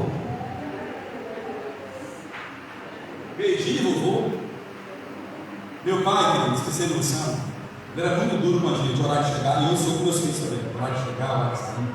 Sempre fui. Está lá para vocês conhecerem e ver. Meu filho tem 22 anos, é noivo, a noiva dele terminou o curso de Direito agora, né? Não sei quem ela ensinou, mas ela terminou o curso de Direito, fez aula com os advogados e agora é advogado. O pai começou a advogar agora, mesmo, tem pouco tempo, mês e pouco, começou a advogar. A menina muito boa, chama Beatriz. Eles saem para a rua, ela é filha de um presbítero, saem para a rua e voltam na hora que a gente determina. Não está na hora de em casa. E se ele for demorar, ele diz: ó, pai, vou demorar meia hora, 20 minutos, eu vou ir para lugar. Porque o mundo hoje é perigoso, a gente precisa saber onde as pessoas estão. Não é só para controle, entendeu? É para ajudar, para apoiar. E aí tem um outro detalhe: meu pai nunca deu para nós nada a não ser educação e fala. Meu filho passou na faculdade. Sabe o que meu pai fez? Meu pai comprou um Honda Civic e foi presente para ele. Para mim ele não deu nem o Fusca velho, faltando o motor.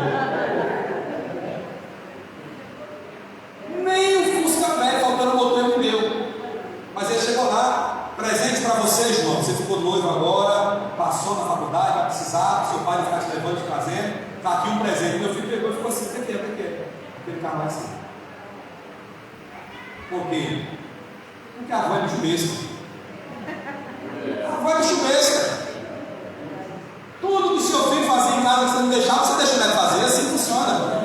E quando o filho vai dar aquilo que você deu, sabe o que você fala? Às vezes o menino: não, rapaz, que é isso, rapaz? Ele é tão bonzinho.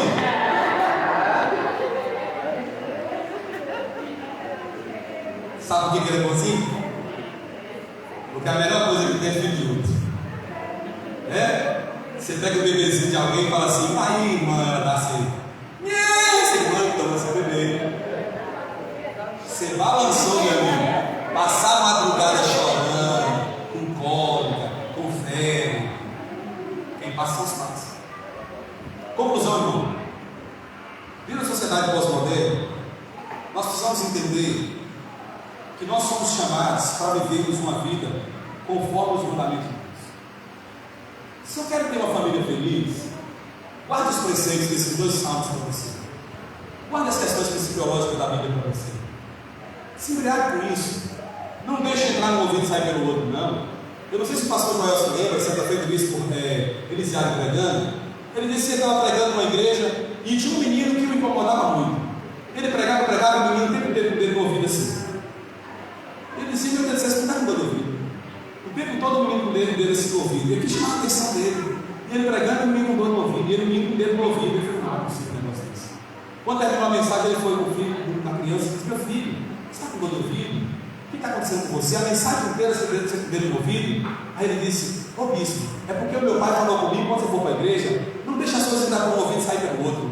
Então, quando eu ouvido, eu também não saio pelo outro ouvido. Imagina assim. Eu agradeço a oportunidade.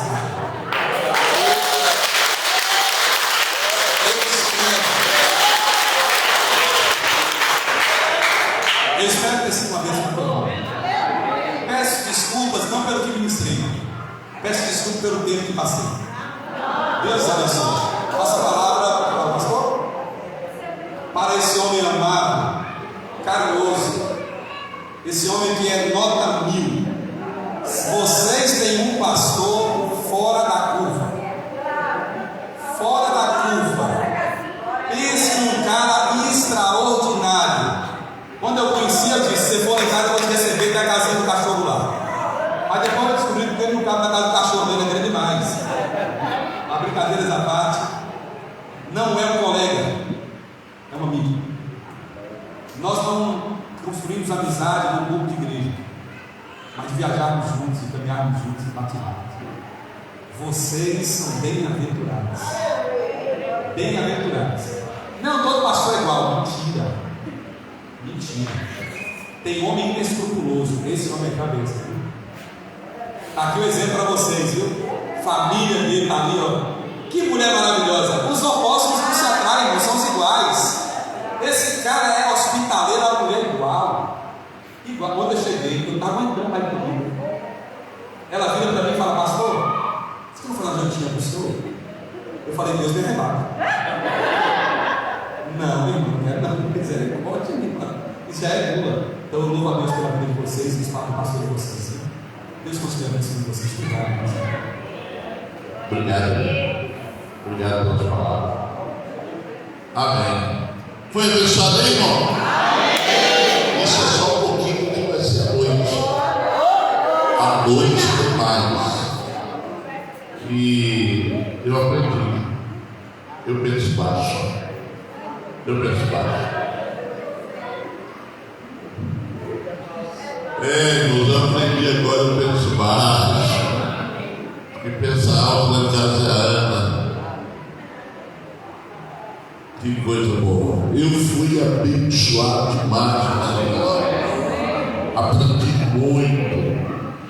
Quero que você leve isso para sua casa nessa quase tarde. Você tem uma tarde abençoada, mas não falte a noite, não. Venha. Traga outras pessoas. Diga, olha, é bênção demais. Eu tenho certeza que Deus. Não vai demorar esse ano. Não pode demorar, não vai demorar, pode demorar. O ônibus dele é só meia-noite e 40. Só meia-noite e 40. Diminui o louvor e deixa ele pregar. Amém, irmãos? Vamos terminar? Fique de pé aí. Faça dupla com alguém, de frente com alguém aí, por favor. Gente, você não deixa a pessoa sozinha, né? Alguém aqui, pastor, aqui, ó. Vai, pastor, aqui. Isso. Não, é dupla. Eu acho que vocês não sabem contar, né? 3 é duplo. Ah,